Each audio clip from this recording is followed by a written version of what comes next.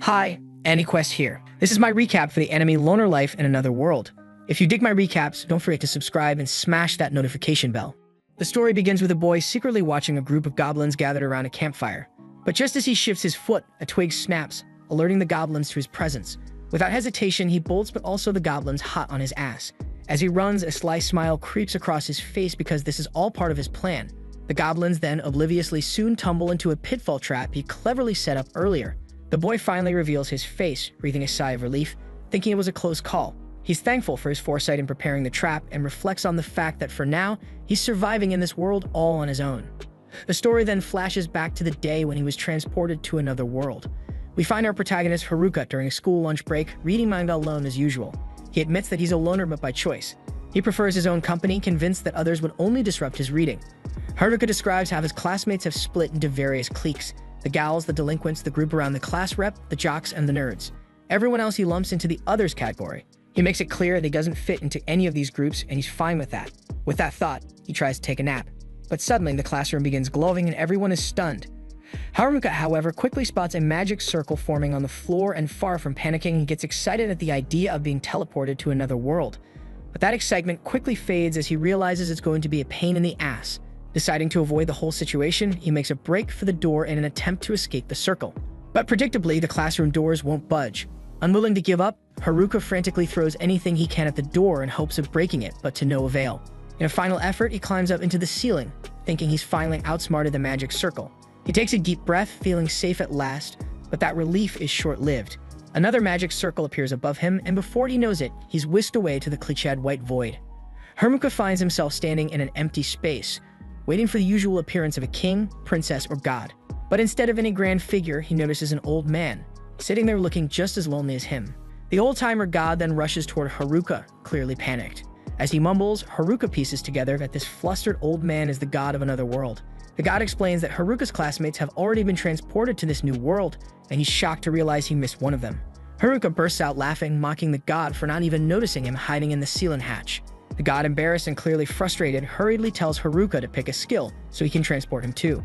Haruka is then presented with a massive list of skills, only to realize that all the cheat skills have been snatched up by his classmates. He sighs in annoyance as he sifts through the remaining scraps. One skill, Dice, catches his eye. It allows him to add a point to any stat if he rolls 2 6s. He chuckles at the absurdity, but moves on to check the combat skills. Of course, only Cane Mastery is left, a skill he deems utterly pathetic. He moves on to the starting gear and is greeted with the pitiful sight of skills called Villager, Set, and some contact lenses. Sighing again, he takes a look at the magical spells, only to see mundane options like temperature control, packing, weight management, and movement spells. His skill choices are no better, general health and walking. As for job titles, his options are just as bleak, shut-in, and meat. Finally, his list of traits includes corporate proactiveness, the utterly useless master of none, and a ridiculous blockhead trait that feels like an insult tailored just for him. Frustrated beyond belief, Haruka grabs the god and shakes him violently, yelling that he won't even make it past the starting village with this pathetic lineup. He berates the god, demanding he do his job properly and offer a better variety of skills and abilities. Flustered and desperate to get rid of the stubborn loner, the god finally relents, granting Haruka all the remaining skills and shoving him into the new world. The scene then shifts, and we find Haruka alone in a forest. Before him lies the sad-looking villager Set. He sighs once more and rummages through the accompanying bag and is surprised to discover that it has an unlimited storage capacity. Inside, he finds some basic gear, a wooden stick, contact lenses, and the rest of the leftover junk. Resigned to his fate, he dons the gear, trying to get into the whole otherworld vibe, and then he decides to check his stats. But as Haruka attempts to open his stats window, a pop-up appears asking him to use his dice skill. Curious, he rolls the dice and gets M on both of them. Confused, he ponders what M could mean. Unable to figure it out at first, he's prompted to choose which stat to apply the points to. Knowing raw stats won't guarantee survival in this world, he decides to dump everything into his luck. When the stats window finally opens, he's shocked to see that his luck stat has maxed out, so it dawns on him that the M stands for max. Feeling a glimmer of hope, he checks out the rest of his stats, and unsurprisingly, he sees all the worthless skills he'd acquired. Amidst them, he discovers 2 additional skills. One is Loner, which ensures he can only live alone and prevents him from ever forming a party. The other is Servitude, a skill that lets him command others, albeit ironically since no one would want to follow a loner. Haruka then frustratedly grumbles that his chances of getting a harem in this world just went up in smoke thanks to these garbage skills. Then as he ponders the absence of his classmates, he realizes it doesn't matter since he can't form a party anyway. So with that shit situation, he decides to move on, focusing on setting up a base of operations instead. As he explores the dense forest, Haruka grumbles about the poor visibility due to the overwhelming number of trees. Then he remembers the contact lenses he stashed in his bag. He puts them on, and immediately, his vision sharpens, revealing the names of all the plants and objects around him. It turns out his contact lenses grant him the appraisal skill, and suddenly the entire world feels more accessible. Excited by this newfound power, Haruka stumbles upon some edible mushrooms with the added benefit of drawing out latent abilities. He gleefully stuffs them into his bag, knowing his magical bag can hold an unlimited amount of items. Feeling more confident, Haruka realizes that with this skill, he can locate anything he needs. Then shortly after he finds a river, fills his water bottle and quenches his thirst. He then stumbles upon a cave and stops at the entrance, praying that no monsters are lurking inside. After a moment, he heads in. To his relief, it's pretty spacious and comfortable. He figures living here might actually be a good idea, especially since he's got tents and lanterns. He grabs the dry leaves and twigs he picked up earlier and uses his temperature control magic to start a fire. He hopes this will keep the beasts away. Before crashing for the night, he checks his stats. Turns out his temperature magic has leveled up, unlocking fire magic.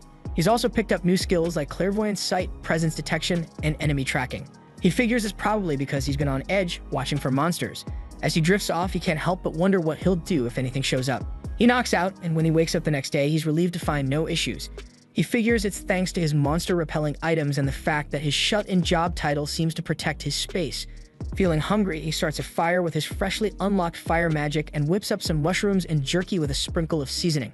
Then as he digs in, he's surprised at how decent it tastes. He also realizes how clutch the villager set is: frying pan, knives, everything. While looking over his gear, he starts to question whether Villager A was really just a villager or a survivalist. After his meal, he sits back and starts thinking about what he's going to do next. He then continues exploring the forest, thinking that the cave will serve as his base of operations for now, and the next on his agenda is setting up some proper safety measures. Then along the way, he gathers some herbs and more mushrooms, but quickly realizes that monsters are going to be his biggest headache. Just as he thinks that, he senses some presences nearby and he sees it's 2 goblins. Panic sets in, but then he figures these guys are small fry, though their stats are higher than he expected. Haruka wonders if he stands a chance, but he knows that if he wants to keep exploring, there's no way around this fight. He decides to wrap his cane using his packing ability, which coats objects in magic and gives them various boosts, and surprisingly it works pretty well. With newfound confidence, Haruka resolves to work hard and surpass his classmates who scored cheat skills. He charges at the goblins, his glowing cane in hand, and easily takes down the first one. The second goblin attacks, but its moves are too predictable, and Haruka dodges them without much trouble. And with a quick burst of magic from his cane, he finishes the second one off. By the time evening rolls around, Haruka is cleaning up at the river, feeling proud that he survived his first battle, and he reflects that today was a good day. He then exhaustedly heads back to the cave, eats some mushrooms, and notices a wooden club he picked up from the goblins. He quickly dismisses it, thinking it's useless. It's too short in range and a bit too heavy. His trusty cane is way more efficient. Checking his stats, he's surprised to see that he leveled up just by whacking a couple of goblins, but he's not complaining. He also discovers he's gained a new skill called Magic Infusion, and notices that his calisthenics level has gone up. By day 3, Haruka is already sick of eating mushrooms every damn day. He craves some meat and even laughs to himself, imagining how his class rep would definitely scold him for complaining. He then begrudgingly swallows the mushrooms and then decides to check out the Magic Infusion skill he picked up the other day. Turns out it cloaks his body with magic and enhances it. And on top of that, it empowers his magical defense and physical control. He then also notices that his appraisal skill leveled up to level 2. However, instead of being thrilled, he's confused. It now shows question marks on some of the things he tries to appraise, so he annoyedly wonders if it's more of a downgrade than an upgrade. Shrugging it off, Haruka heads into the forest intending to practice some magic. But his focus is soon shattered when he spots yet another mushroom. Disappointed, he laments the lack of meat and sarcastically wonders why meat doesn't grow on trees. Then he remembers he's supposed to be practicing magic, not foraging. He activates his Magic Infusion skill again and starts running around the forest, feeling surprisingly light on his feet. His dexterity is off the charts. While exploring, he encounters some goblins that are a bit stronger than the ones he faced earlier, but they're still no match. He defeats them more easily than yesterday, and the confidence kicks in. He starts thinking he could probably take on 3 goblins at once now. But just as he's getting cocky, he spots 3 muscular goblins up ahead. His confidence evaporates instantly, and he ducks for cover. Realizing he's outmatched, Haruka ducks and hides immediately. He then starts slipping away quietly, fully aware he's not ready for that shit. Over the next few days, he sticks to a routine. hunting goblins during the day and studying magic by night. On day 5, Haruka manages to take down a goblin with a single strike, and he also spends some time renovating his cave house, adding a gate and some not-so-fancy furniture to make it more livable. Later that night, he finally gets lucky and hunts down a rabbit for some much-needed meat. After catching the damn thing, he's pretty pumped, thinking he'll actually get to eat something other than mushrooms for once. But just as he's about to celebrate, he senses someone approaching. To his annoyance, it's the group of gals from his class. Not wanting to get mixed up with their drama, he ducks out of sight. But then he senses the damn delinquents are nearby too, and he is definitely not in the mood to deal with them either. Using his clairvoyance, Haruka scans the area and realizes the entire class is here, including the class reps group. He doesn't want to get involved with the other group's shit, but for a second, he thinks maybe he should at least say hi to the class rep, given that they've known each other since grade school. But then he snaps out of it. He's not about to start acting like a simp. In fact, he's enjoying the freedom of being completely isolated, and for the first time, no one telling him what to do. No drama, no distractions. He can live exactly how he wants, and with that thought, Haruka decides he's better off conquering this world on his own, without his classmates dragging him down to their shit.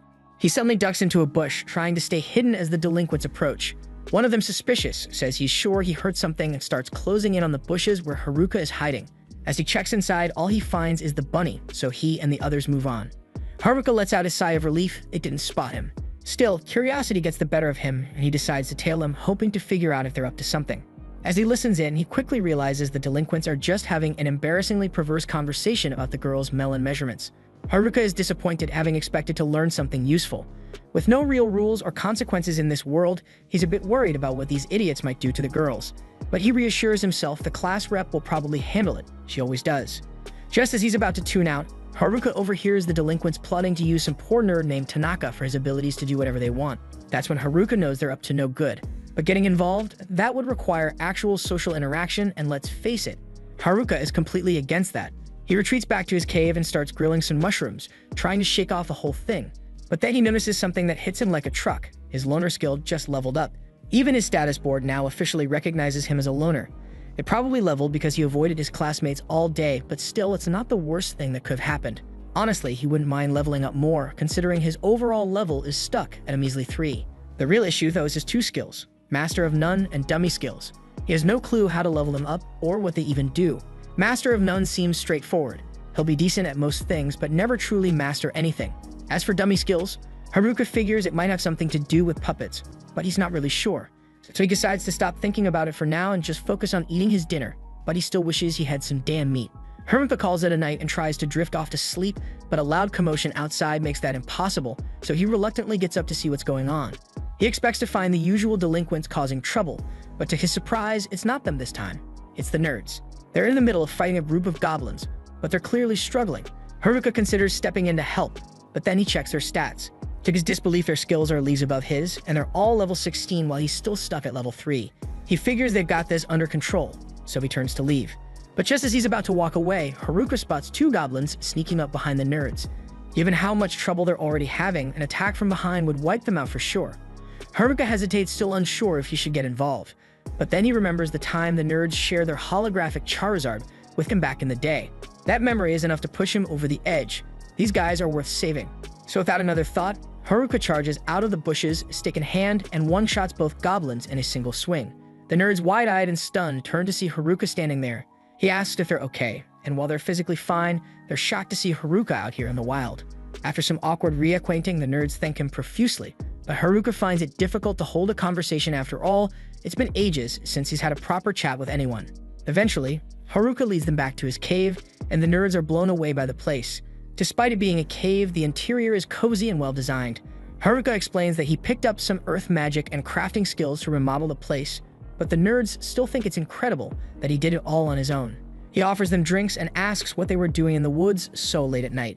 That's when the mood shifts. The nerds go quiet, exchanging uneasy glances, and after a few moments of silence, they finally admit that they're on the run from the rest of the class. It all started when the class got teleported into this new world. At first, everyone was just shocked by what had happened, completely blindsided. But soon reality hit. They were stuck here and panic set in. Some were calmer about it, though. The popular girls seemed more annoyed than scared, as if this whole situation was just ruining their day. The delinquents were trying to figure things out, but their lack of isekai knowledge wasn't helping. Meanwhile, the nerds were thriving. This was their moment. The class rep was just as confused as everyone else, but she had enough common sense to know that balling in the middle of an unknown forest was a sure way to attract predators and get everyone killed, so she immediately tried to get the class to calm down. But of course it was too late. A group of goblins had already caught wind of them. The class rep, who usually has everything under control, was completely out of her depth when it came to monsters and started to freak out.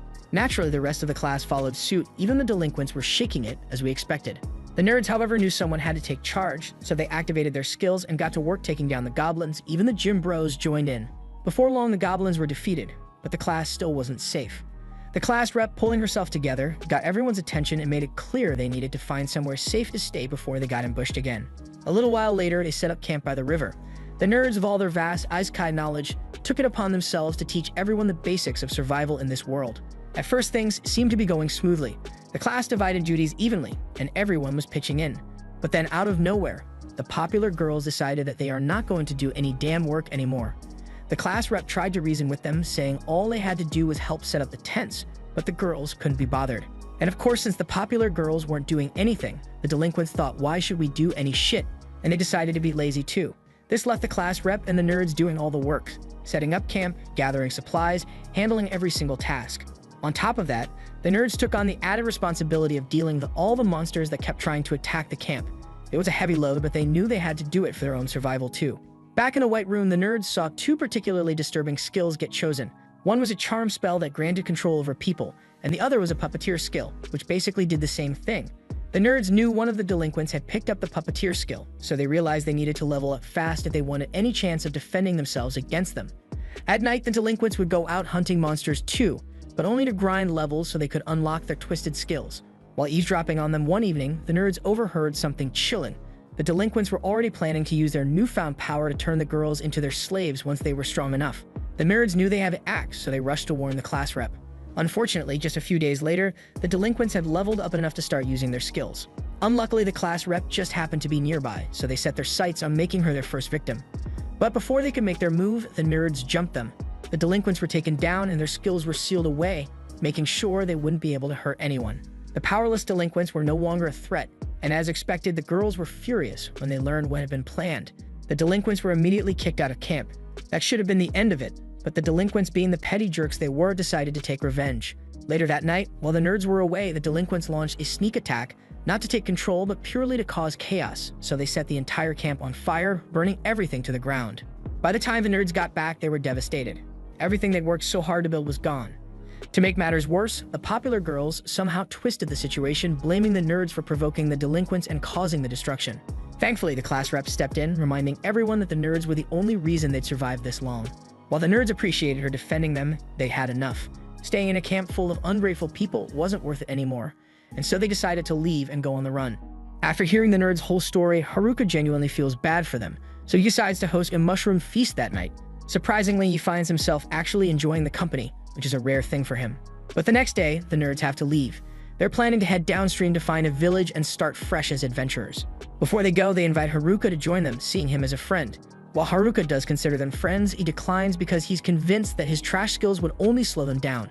Even so, he's a bit uneasy about the situation back at the class camp, mainly because the class rep, the only other person in class he respects, is still there. He decides to check out the camp and see what's going on. On his way, he randomly encounters a kobold. It bites him a few times like a mad dog, but he eventually manages to kill it and continues his journey. By the time night falls, Haruka reaches the riverside where the class camp should have been. But to his surprise, the place is completely deserted. Figuring it must have moved, he uses one of his detection skills to track footprints and follows the trail until he eventually stumbles upon the popular girls. Of all the people in his class, Haruka despises dealing with them the most, so he immediately tries to turn around and head home.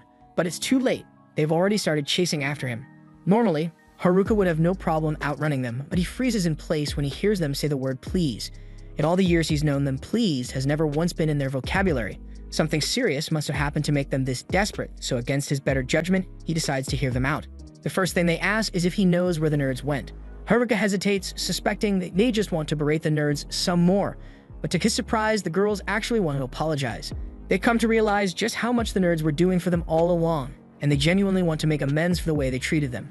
But by now, the nerds are long gone, and there's no way the girls could ever catch up to them. For starters, they can't even navigate the woods alone, let alone defend themselves against the monsters lurking about. Haruka asks them how they plan to find the nerds if they can't even handle basic survival. And then he asks them if they even have the resolve to do whatever it takes to apologize. But the girls just break down in tears, knowing they wouldn't last a day out there on their own, so they beg Haruka to teach them how to survive. Haruka, completely blindsided by their sudden desperation, agrees before he can even process what he's saying. And that's when Haruka's subjugate ability kicks in, and without warning, the girls become his subservient followers, so their blank stares are now fixed on him, and that terrifies him. Then whenever Haruka gets into a fight, they jump in to finish off the monsters, and then present the magic crystals to him like eager puppies waiting for approval. Haruka isn't happy with how this is turning out. He didn't sign up for this, and now the whole situation feels wrong. One of the girls has a small injury on her arm, so Haruka feels responsible and hands her a healing potion he made, expecting her to use it on herself, but instead she uses it on him. He's getting increasingly frustrated. Everything they do is only for his benefit now, and he's starting to get sick of it. What's worse, he can't figure out how to undo the subjugate ability, and if he runs into the class rep, how on earth is he going to explain this?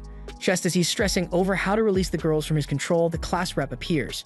She tries talking to him, but Haruka is too wrapped up in his thoughts about breaking the servitude to notice her. It's only when she shouts in his ear that he snaps back to reality, realizing she's standing right next to him. Meanwhile, the delinquents are still scheming, planning to carry out their twisted ambitions with the girls, so eventually they decided to deal with anyone who might stand in their way first. Then we see Haruka panicking because he's clueless about what to say to the class rep, and come to think of it, he doesn't even know her name. They have been in the same class since elementary school, and she's always been nice to him, so she can't believe this idiot never bothered to learn her name. A few moments later, the rest of the girls from class show up. Of course, everyone except the popular girls is following the class rep's orders. Speaking of those popular girls, the class rep spots them standing behind Haruka, but they look like they're sharing a single brain cell at the moment, so she figures Haruka must have done something to them. He'd love to say he's innocent, but the ugly truth is, even if he didn't mean to, his skills somehow turned them into his servants, and now he's stuck with this mess. He tries to explain without sounding like the villain, but none of the girls believe him. So Haruka just gives up trying to clear his name and starts to walk off. Too bad for him, the class rep won't let him go that easily, so she forces him to stay while she checks on Shimazaki to see if she's okay. Fortunately for him, a little shaking is all it took to snap her out of it, and Shimazaki reassures the class rep that she's fine, which gives the rep some relief. Haruka, on the other hand, thinks this is his cue to finally leave, but of course the class rep still wants to know how the whole subjugation thing happened in the first place, so she's not letting Haruka go this easy. Then while the girls are chatting, Haruka is left alone by a tree, and since he's got nothing better to do, he decides to practice his magic. He figures he'll try expanding his house once he gets home, so he starts experimenting, trying to figure out how to make a basement, but being Haruka, he messes it up and ends up burying himself in the ground from the neck down. So he stuck like that and sat waiting until the class rep found him. She's completely shocked to see him buried in the dirt, especially since she only asked him to wait a few minutes. But hey, boredom makes people do dumb stuff. She then goes over Haruka's head and pulls him out of the dirt, and once he's free, she apologizes for not trusting him. Apparently, Shimazaki told her that Haruka was just trying to help everyone. Haruka doesn't remember offering to help everyone, but the class rep and the other girls are already thanking him, so he just rolls with it. Then with everything settled, Haruka is ready to head home. But the girls start getting mad because he's about to leave them stranded in the wilderness without offering any help. That's when the class rep catches on. Haruka just mentioned having a home, so she immediately asks him about it, and Haruka casually explains that he had some spare time and, well, just built a house. The class rep is floored because she can't believe this guy managed to build an entire house by himself, while they've been struggling to manage a camp. The other girls are just as impressed, so they huddle together, holding a quick meeting. The class rep asks Haruka how many people his house can accommodate. Haruka, trying to think it through, says it could fit about 200 people, though they have to move some furniture around and maybe drain the indoor pool. The class rep, grinning with envy at how well Haruka's doing for himself, reluctantly asks if she and the other girls can stay the night since, they're all kind of homeless at the moment. Haruka freaks out internally. It's one thing to let a few guys crash at your place, but this is a whole class full of girls. So the thought of that shit makes him feel hot like hell, but still, he manages to calm himself down. And once he's composed, Haruka leads them all toward his house. And thanks to all the time he spent wandering through these woods, Haruka is way better at navigating than the girls, and one of his skills even gives him helpful tips, keeping him headed in the right direction. Eventually, Haruka makes it back to his house with the girls in tow, and after catching their breath, they're absolutely floored by the sight. It's been ages since they had a proper roof over their heads or enjoyed the luxury of indoor plumbing. Then the moment Haruka mentions there's a bath over that way, the girls practically stampede toward it, stripping down right in front of him. Haruka's brain short circuits. There's no way he can survive a whole night under the same roof with them. So thinking quickly, he sets up a tent outside to get some much needed alone time and prepares to sleep. But just when he's about to settle in, the class rep walks into his tent. There's something she wants to talk about. First, she thanks him for all his help, because without him she wouldn't have had a clue what to do. After the nerds bailed, the gym bros also left, leaving the girls to fend for themselves. It's been rough, but now that they've had a bath and a decent meal, the girls are finally in high spirits again. Even so, the class rep admits she feels like a failure as their representative because she couldn't fix the situation on her own. But Haruka thinks she's being way too hard on herself because up until now, she's been the one protecting and keeping the girls together. She admits that may be true, they got lucky not running into any monsters. If they had, she would have been powerless to protect the class, unlike the nerds. But Haruka speaks again and points out that she's not being fair to herself because the nerds have basically spent their whole lives preparing for something like this, so of course they could handle it. But for her, this is the first time she's ever even heard of Isekai, so considering all things she's done, it's a damn good job. Hearing that the class rep feels a lot better, though she still can't help but compare her accomplishments to Haruka's. After all, he built a fully functioning house in just a week. Then she wishes him a good night and heads back inside. But with everything that's happened today, there's no way Haruka's getting any sleep in this hot tonight. Early the next morning, Haruka is woken up by one of the girls sitting outside his tent, telling him to get up because breakfast is ready. He is still half asleep, so it takes him a moment to realize what's happening. But when it hits him, he starts freaking out a little and protests by saying that he wants to sleep in a little longer. The girl, however, isn't having it and climbs on top of him, trying to coax him out of bed. Haruka defeatedly gives in and asks what's for breakfast. He expects the usual, mushroom soup with a side of even more mushrooms. But to his surprise, breakfast is actually fish today. So excited, he accidentally headbutts the girl in his enthusiasm. She's a little hurt, but Haruka's too thrilled to care because finally he gets to eat something other than mushrooms, and he's loving every bite. The class rep, confused by his excitement, asks why he's so worked up about eating fish when he's been living next to the river this whole time. Haruka admits that while that's true, he absolutely sucks at fishing, which is why he's never managed to catch any. Seeing how the girls seem so accustomed to eating fish, Haruka asks how they managed to catch them so easily. The class rep agrees to show him and takes Haruka to the river, along with one of the girls who has a lightning magic skill.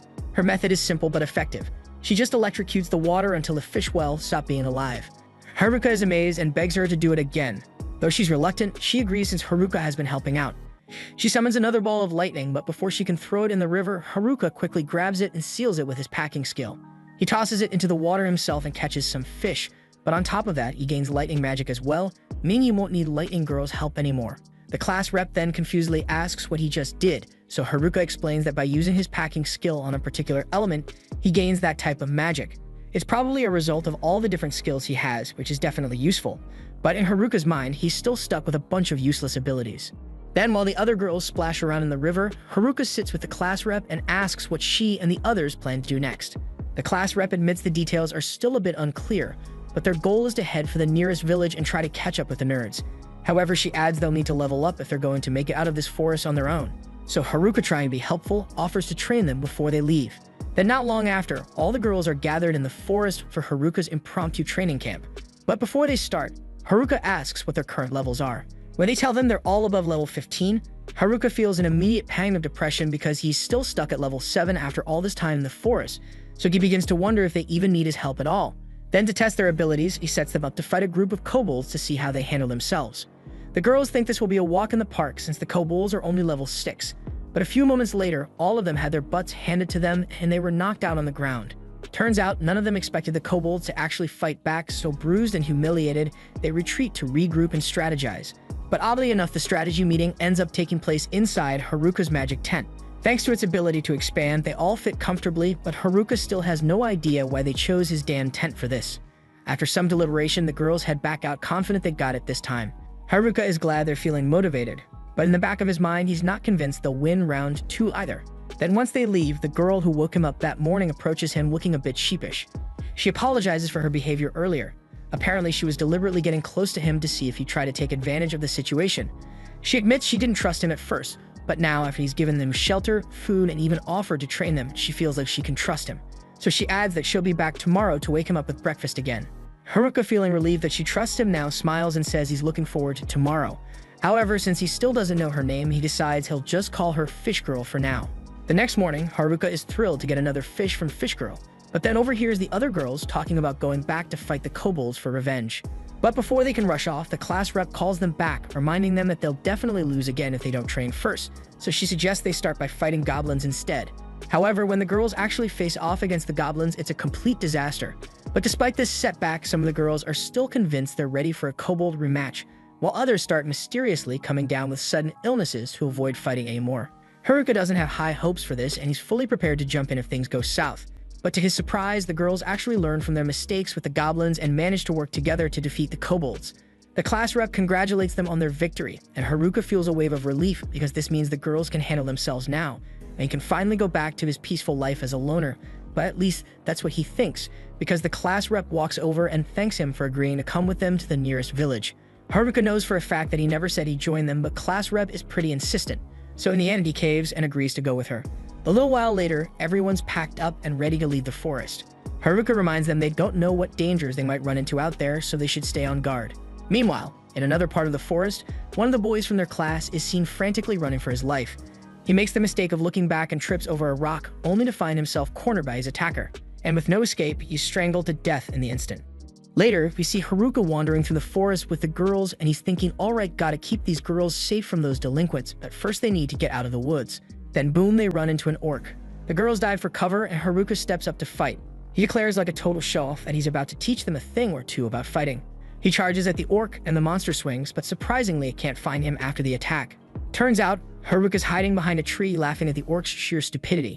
He recalls that the nerds told him orcs are tough against physical attacks, but can be taken down with enough magic.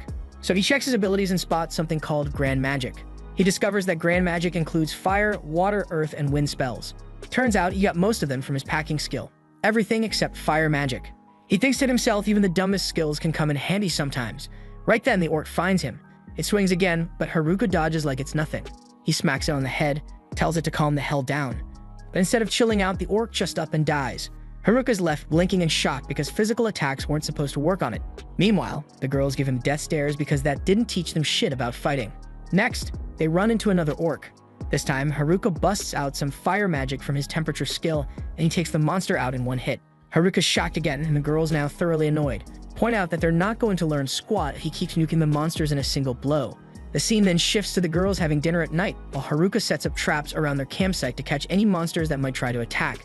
He's convinced his tent will help keep the monsters away and also alert him to any danger, so with the traps and the tent, he figures it should be enough to look after the girls. He then glances at the map he got from his appraisal skill and notices the river curves ahead, and he starts thinking about which route they should take from here on.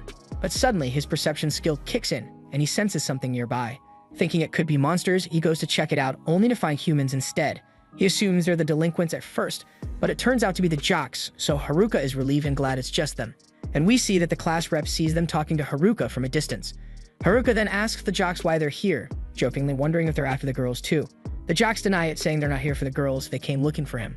Haruka, in his typical snarky way, wonders if they're into boys now, but the jocks, clearly irritated, assure him they're not. Then when Haruka asks why they're hiding from the girls, the jocks reveal that they don't trust anyone at the moment. They remind Haruka of the skill they learned about that's even more dangerous than puppeteer or charm. So Haruka quickly realizes they're talking about the hijack skill. The jocks explain that while the delinquents made a big fuss about the puppeteer and charm skills, they never mentioned hijack, which means they don't have it. But someone else might.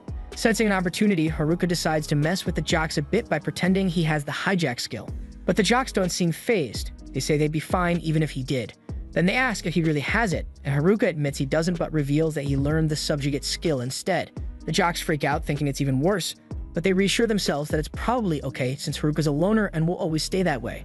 But Haruka unbotheredly points out that there's nothing wrong with being a loner. The jocks then say their only reason for coming was to warn him about the hijack skill, then ask him to be careful. They plan to keep an eye on the delinquents from now on and ask Haruka to apologize to the class rep and the girls for them. He agrees and they leave, completely unaware that the class rep overheard the entire conversation. The next day, Haruka tells the girls they're heading back into the forest and asks them to gear up. They all nod, eager and ready to fight, and Haruka can't help but wonder if they ate something weird for breakfast because they're way too pumped. As he steps away from the group, the class rep pulls him aside, asking if they can talk in private. Once alone, she tries to bring up what the jocks had told him. Haruka suddenly remembers they wanted him to apologize for them, so he does, but that's not what the class rep is here to talk about. She looks nervous, hesitant to say what's really on her mind. Seeing her uneasy behavior, Haruka immediately pieces it together. She's the one with the hijack skill. The class rep is shocked, asking how he figured it out since this was supposed to be a secret between her and the nerds. Haruka smirks, saying it only took him one look to figure it out. He can't believe the jocks were too stupid to notice. The class rep, still puzzled, asks why he helped her if he knew. She wonders if he's not afraid of her, considering what hijack can do, but Haruka unbotheredly tells her there's no reason for him to be afraid. The class rep then explains that hijack is a skill that steals someone's abilities by taking their life, something that would terrify anyone. But Haruka shrugs it off, repeating that he's not scared. He's sure the nerds felt the same way too. They locked away the puppeteer and charm skills, but they left hers alone, which told him everything he needed to know. She's confused by his words, but Haruka clarifies. The nerds were actually relieved that she was the one who ended up with the hijack skill. He says he feels the same, and upon hearing this, the class rep breaks down in tears of relief and joy. Haruka, ever the tease, tells her she's been crying too much lately, to which she snaps back that's all his fault. Laughing, he bolts, pretending to run away in fear of being blamed for her tears. Later, we see the students taking a break after traveling for a while, and Haruka brings some juice for everyone, but of course he jokes about charging them for it. The class rep, not amused, gets angry and tells him to stop trying to make a profit off his friends. Laughing it off, they all continue their journey. Haruka notes that they're ahead of schedule, but still it looks like they'll be stuck camping again tonight. He spots then a river and thinks it's the perfect opportunity to try something, so he asks the class rep and the others to handle things here while he goes ahead to scout. The class rep offers to go with him, but he tells her to stay put and keep an eye on things, then takes off ahead. After getting some distance away, Haruka uses his magic wrap skill to cloak himself in magic and also uses his weight magic to make himself lighter. With his reduced weight, he starts jumping from one tree to another like some kind of ninja, thinking to himself how handy these skills are. But of course, in his excitement, he jumps way too high and ends up gawking at the view. Right before plummeting down with no way to cushion his fall, he crashes face first into the ground, barely surviving thanks to the magic wrap protecting him. Later that night, he limps back to camp all beat up.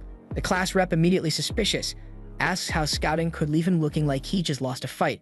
Haruka sheepishly admits that he got a little carried away, jumped too high, and ended up face-planting. The class rep, irritated at his stupidity, gets angry with him. So in a lame attempt to calm her down, he offers her some berries, but she's not having it and storms off, leaving him standing there. The next day, they make great progress thanks to Haruka's scouting, despite his earlier mishap. Along the way, they face some fun and scary situations, but they manage to get through all of them pretty easily. After more traveling, they finally make it out of the forest. The girls are thrilled to see open plains ahead, thinking the town might be close now. Haruka, however, starts to get more cautious, knowing they're more exposed out in the open. He notices the hills in front of them are blocking his view, so he checks his stats and discovers he's got a new skill called Air Walk. Without hesitation, he uses it and literally starts walking on air. The class rep, understandably shocked, yells up at him, but Haruka's too caught up testing out his new skill to even hear her. After a while, Haruka finally notices the class rep calling out to him, and she asks if he's going to be okay being so high up. He casually replies that it's all good, and mentions he's just checking the area to make sure everything's safe. Scanning the surroundings, he spots some people being attacked by monsters. He reports this back to the class rep, and immediately she insists that they have to help. But Haruka, ever the cynic, points out that just because they're getting attacked by monsters doesn't automatically mean they're good people, and he knows how the girls tend to be too trusting. The class rep wants to send their fastest runner to help those people, but Haruka tells her it's pointless. They won't make it in time. He raises the possibility that they could be bandits, saying it might be safer to just let things play out. But of course, the class rep is having none of that. She firmly states that if they're bad guys, she'll handle them. But if they're innocent, she wants to help. Haruka rolls his eyes internally, knowing she'd say something like that. So he agrees to go save them himself, leaving the girls surprised. Realizing he can't run fast enough to make it in time, Haruka thinks about what to do. Magic Wrap and Weight Magic won't be enough this time, so he decides to try something new. Using Magic Wrap to enhance his physical abilities and Weight Magic to make himself lighter, he adds Wind Magic to launch himself into the sky. But unfortunately, the class rep gets caught up in the gust as well. As Haruka soars through the air, he kicks off with his new Air Walk skill, propelling himself forward. He's impressed, thinking that with these skills he can go anywhere he wants. But suddenly, he realizes the class rep is hanging on to him and asks what the heck she's doing there. She explains that she got swept up in his wind magic and tells him to stop. They're already at their destination. But Haruka, of course, casually drops the bomb that he hasn't quite figured out how to stop. They crash straight into the monsters attacking the people, accidentally defeating them in the process. Haruka, picking himself up, asks the people if they're all right. One of them, still in shock, responds that they should be the ones asking him that question. Still, they thank him for saving them, not entirely sure how they survived that chaotic rescue. The leader of the group then introduces himself as Oftir, and his friend follows up with his name Getek. Haruka is relieved that they don't have any language barriers to deal with. He then asks why they were getting attacked by monsters, so they explain that merchants have been getting ambushed in the area recently, and the Adventurers Guild put out a quest to wipe out the monsters. Thinking it would be easy money, they took the job, but quickly realized they were way out of their league. Haruka then spots a massive wolf nearby and learns that it's a creature called the Big Green Wolf. Oftir then tells his team to gather whatever's left of their stuff, but they're clearly frustrated about failing the mission. With nothing better to do until the girls arrive, Haruka decides to cook up some mushrooms for the adventurers. As they eat, they realize they're being served stamina caps, a rare and valuable find. They're shocked that Haruka's sharing something so precious, and Haruka, in typical fashion, is surprised these mushrooms are even rare. He learns that stamina caps not only restore energy but also help heal wounds. Eventually, the class rep wakes up, and not long after, the rest of the girls catch up. They're stunned when they see a real elf and a knight immediately swarming the adventurers like they're models on a runway. The adventurers, now back on their feet, guide everyone toward the town. After some time, Omyu finally comes into view, so the girls ecstatically sprint toward the town and the whole group enters together. The scene then shifts to the delinquents, who are busy leveling up their abilities. Feeling confident after their training, they decide they're finally ready to go after the girls. But Tanaka suggests they target the group of nerds first, since they can force them to unlock the puppeteer and charm skills. So the delinquents love the idea and quickly agree, unaware that the jocks have been eavesdropping on their entire plan. Back in Omyu Town, the girls are practically bouncing through the streets, hyped up by all the wonders civilization has to offer. They're gushing over everything, but class rep quickly reminds them that they're flat broke and have a mountain of stuff still left to do. She rushes off to round up the excited girls while Haruka watches with a grin, thinking to himself that now that he's gotten everyone safely to the city, they shouldn't need him anymore. That means he can finally slip back into his peaceful, carefree learner lifestyle. Meanwhile, class rep is struggling to keep the girls under control, and in desperation she asks Haruka to lend a hand. But Haruka's already kicked back, chilling in the shade because his work is done, or so he thinks. Class rep frustratedly gets it. He's relieved to be in the city, but there's still so much left to handle. So she blows her whistle, rallying the girls into order, and lays out her plan. First, they'll head to the Adventurers Guild to sell all the loot they've gathered on their journey. Then they'll register with the guild and rent an inn for the night. While they're at it, they'll also ask around to see if anyone's spotted the nerds lately. It's a solid plan, but the popular girls immediately take offense, annoyed that class rep is treating the nerds like some side quest. She quickly apologizes, but Haruka can't resist poking fun at the popular girls for caring so much about the nerds in the first place. A little while later, the group makes their way to the Adventurers Guild, and it's way more intimidating than Haruka expected. The second they step inside, they're hit with hostile stares, and Haruka's gut is screaming at him to back out. Before he can even think about it, Off-Tier tells him that the guild master wants to meet him. Haruka figures it is not a great sign, so he tells the class rep to get the girls registered while he heads upstairs to see what the guild master wants.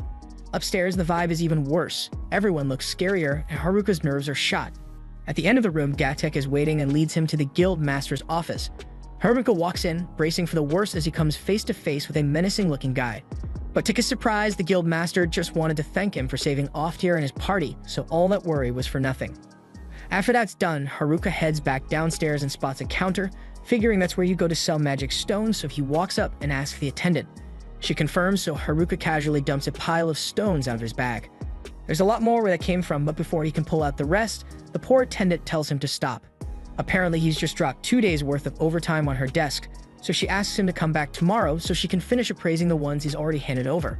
Haruka's not in a rush, so he agrees, and besides, the girls have all finished registering as adventurers, which means it's his turn. Haruka heads confidently into the registration room to get assessed, but his smug grin doesn't last long. The guild worker hits him with the bad news. He's too weak to become an adventurer. Turns out, you need to be at least level 10 to register, and even then, you'd have to join a party to qualify. If Haruka wants to register as a solo adventurer, he needs to be at least level 20, but he's only level 9, and thanks to his loner skill, he can't form a party anyway, so it looks like he's stuck being unemployed for a while. Later that night, class rep leads everyone to the lodging the guild arranged for them. But when they finally get there, Haruka starts to freak out because it looks a lot like a love hotel. He calms down after realizing it isn't, and everyone says goodnight before heading off to their separate rooms. The next morning, they all meet up at a diner for breakfast, and class rep excitedly tells them that the town is supposed to be really safe, so they're free to explore and do whatever they want. The girls are thrilled and start planning a shopping trip for later, and seeing that they can handle themselves from here on out, Haruka decides he'll head back into the woods as soon as he gets paid for his crystals. After breakfast, Haruka heads to the guild to check if his magic stones have been appraised, but when he arrives, he's met with sincere apologies from the staff. Turns out, they don't have enough money on hand to pay him all at once. The guild master then steps out personally to apologize, asking Haruka if he'd be willing to accept payment in installments. Haruka, laid back as usual, says he's fine with it, and the guild master breathes a sigh of relief, grateful for Haruka's understanding. In the meantime, the guild master hands over what they've already appraised, and it's 8 million ere in that bag. And from what Haruka and class rep have figured out since arriving in Onyu, the currency's value is pretty much the same as back on Earth, which means Haruka just hit the jackpot. The payout is massive because Haruka brought in more F-rank stones than the guild has ever seen, and on top of that, he took down some green wolves, which bumped up the reward even more. Sitting on a small fortune, Haruka decides to do some shopping before heading back to the forest, so Gatek chimes in, saying he knows a spot Haruka might want to check out. Naturally, Haruka assumes he's being led to an adult establishment, but much to his disappointment, Gatek takes him to a rundown weapon shop instead. The shop specializes in rare gear collected from dungeons, and since Haruka is a bit of an odd case, Gatek figured this would be the perfect place for him to gear up. Sure, the place looks like it might fall apart any second, but Gatek swears the quality is top-notch. Haruka, trusting Gatek's judgment, decides to give it a shot. The equipment might look weird, but the effects they offer are next level, so Haruka ends up spending the entire day browsing and buying as much as he can afford. Just as he's about to wrap up, he spots a necklace that catches his eye. It looks pretty decent, but when he uses his appraisal skill, the only description he gets is fits 7. It's the same cryptic message he got when appraising his villager set earlier, so he curiously asks the shopkeeper if he knows what fits 7 is supposed to mean. The shopkeeper explains that the necklace allows the wearer to combine the effects of up to 7 different items and use them all at once, so Haruka's eyes light up because this sounds incredibly useful. If the effect also applies to his villager set, it means he can stack even more effects onto his gear. He's about to start sorting through items for the best combinations, but right then, class rep bursts in, yelling at him for staying out so late. Haruka, realizing he's been here for hours, admits he still has a lot more he wants to try out. As he's holding one of the items, it suddenly reacts, and before he can process what's happening, all the items in front of him fuse into one. The shopkeeper, understandably furious, reminds Haruka he hasn't paid for any of it yet, and all that gear had cost him well over 10 million era to acquire. Haruka starts panicking, knowing he doesn't have that kind of money, so Gatek steps in, pleading with the shopkeeper to accept Haruka's 8 million as a compromise. The next day, Haruka is sulking because he blew all his cash and is now flat broke. He'd love to head out and gather more crystals, but the problem is, you're not allowed to leave town to hunt monsters unless you're a registered adventurer. And of course, he's already tried sneaking out with some of the girls, but class rep caught him and gave him another earful. Now he's come up with a perfect plan to escape unnoticed. His villager cloak got combined with an invisibility cloak, so he figures this is his ticket to slip out of the city without anyone realizing. He sneaks past class rep and the girls, feeling a bit guilty for not saying goodbye, but he knows she'd definitely stop him if she found out. Haruka manages to sneak out of the lodging successfully, but once he's outside, he makes the classic mistake of taking off his invisibility cloak, thinking he's in the clear. So as he tries to jump over the wall, a couple of the girls who are hanging around outside spot him. So Haruka gets panicky and loses his footing, and in a moment of pure bad luck, he slams his family future against the wall. He crashes to the ground, groaning, and yells at the girls for scaring him like that. They just look at him confused and say that they were only asking where he was going and why he was jumping the wall in the first place. Recognizing them as part of the athletic group, Haruka quickly notices one of them is missing. Using his perception skill, he locates her, and to his horror, sees that she's about to strip naked right in the middle of the street. So Haruka, along with the athletic girls, rush over to stop her, and thankfully they manage to intervene before she's fully undressed, but by then Haruka's grand escape plans have been completely wrecked. The next day, all the girls are preparing to head out to complete a quest for the guild. Haruka, still determined to tag along, asks if they'll let him join, but class rep immediately shuts him down because she doesn't trust him anymore after his little stunt trying to ditch them the day before. She then assures him they'll be back soon, and Haruka nods, saying he'll wait. But the moment class rep and the others leave, Haruka's grin returns because he has no intention of sitting around. He's learned from yesterday's mess, so this time he keeps his cloak on until he's safely outside the city gates, and once he's in the clear, he takes it off. Now he's officially out of the city, with nothing standing between him and his cozy house in the forest. But as Haruka is running, he notices a bunch of destroyed buildings off in the distance. Normally this would scream side quest, but Haruka couldn't care less because he just wants to get back to his house, so he completely ignores it. He also spots a horde of goblins, and it's a perfect opportunity for some quick experience points if he kills them.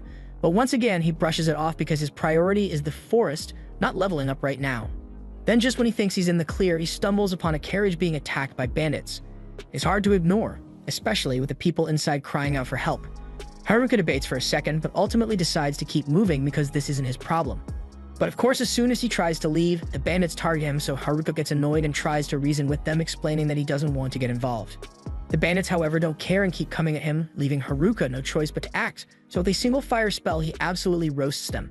The staff he's holding is from one of the weird item combinations he got stuck with, but turns out it's way more powerful than he expected. As the bandits struggle back to their feet, Haruka's still trying to avoid unnecessary drama, warns them to leave him alone if they know what's good for them. The bandits, impressed by his magic, assume that's his only strength and decide to rush him in close combat. But it's a big mistake because Haruka takes them down effortlessly, knocking each one out with a single strike. The bandits are shocked because they can't believe they're getting wrecked by one kid, so they are desperate for answers and ask him what his job is. That question hits a nerve because Haruka's still unemployed and it stings. The then bandits check his status, trying to figure out what they're up against. But when they see he's only level 9, they get cocky again, convinced they can beat him if they use their weapon skills. Weapon skills only unlock at level 20, so Haruka doesn't have any, and from what he knows, weapon skills are really dangerous, so he starts to feel a little nervous. The then bandits start using their weapon skills, and while they're definitely dangerous, they keep shouting out their attacks before they strike. So Haruka is unimpressed and easily dodges every single one of their moves until they all collapse from exhaustion. But just when he thinks it's over, he notices a girl approaching him from behind, and he groans internally because this has unskippable side quest written all over it. The girl introduces herself as Marielle from a noble family, and she wants to thank Haruka for helping her. But then she hesitates, remembering that he did try to ignore her at first, so she's unsure if she should be grateful. Still, despite his reluctance, she appreciates that he eventually stepped in to help, and she has a favor to ask. Her father is the lord of a nearby city, and she's hoping Haruka will accompany her back, since she's worried about her safety. Haruka isn't interested at first, but the mention of a reward piques his interest, so he reluctantly agrees to escort her. As they travel, Marielle makes small talk, asking where he was coming from when they met. This prompts Haruka to launch into a rant about the awful city he just left. He complains about how the guild didn't have enough money to pay him, refused to register him as an adventurer, and how the city wouldn't even let him leave without a permit. As Haruka vents, Marielle's eyes widen because she realizes he's talking about Onmu, the very city her father runs. So she starts crying, devastated by how little Haruka thinks of her home. Haruka feels a pang of regret, realizing Marielle is the daughter of the Lord of Onmu, meaning the carriage he's escorting is headed right back to the place he was so happy to leave. So now he deeply regrets agreeing to this little side quest. Meanwhile, back in the forest, tensions are running high as the gym bros square off against the delinquents because the gym bros aren't about to let the delinquents hurt any of the girls, while the delinquent leader has no qualms about killing them if necessary. But just as the leader raises his sword to strike, he's abruptly stabbed through the back.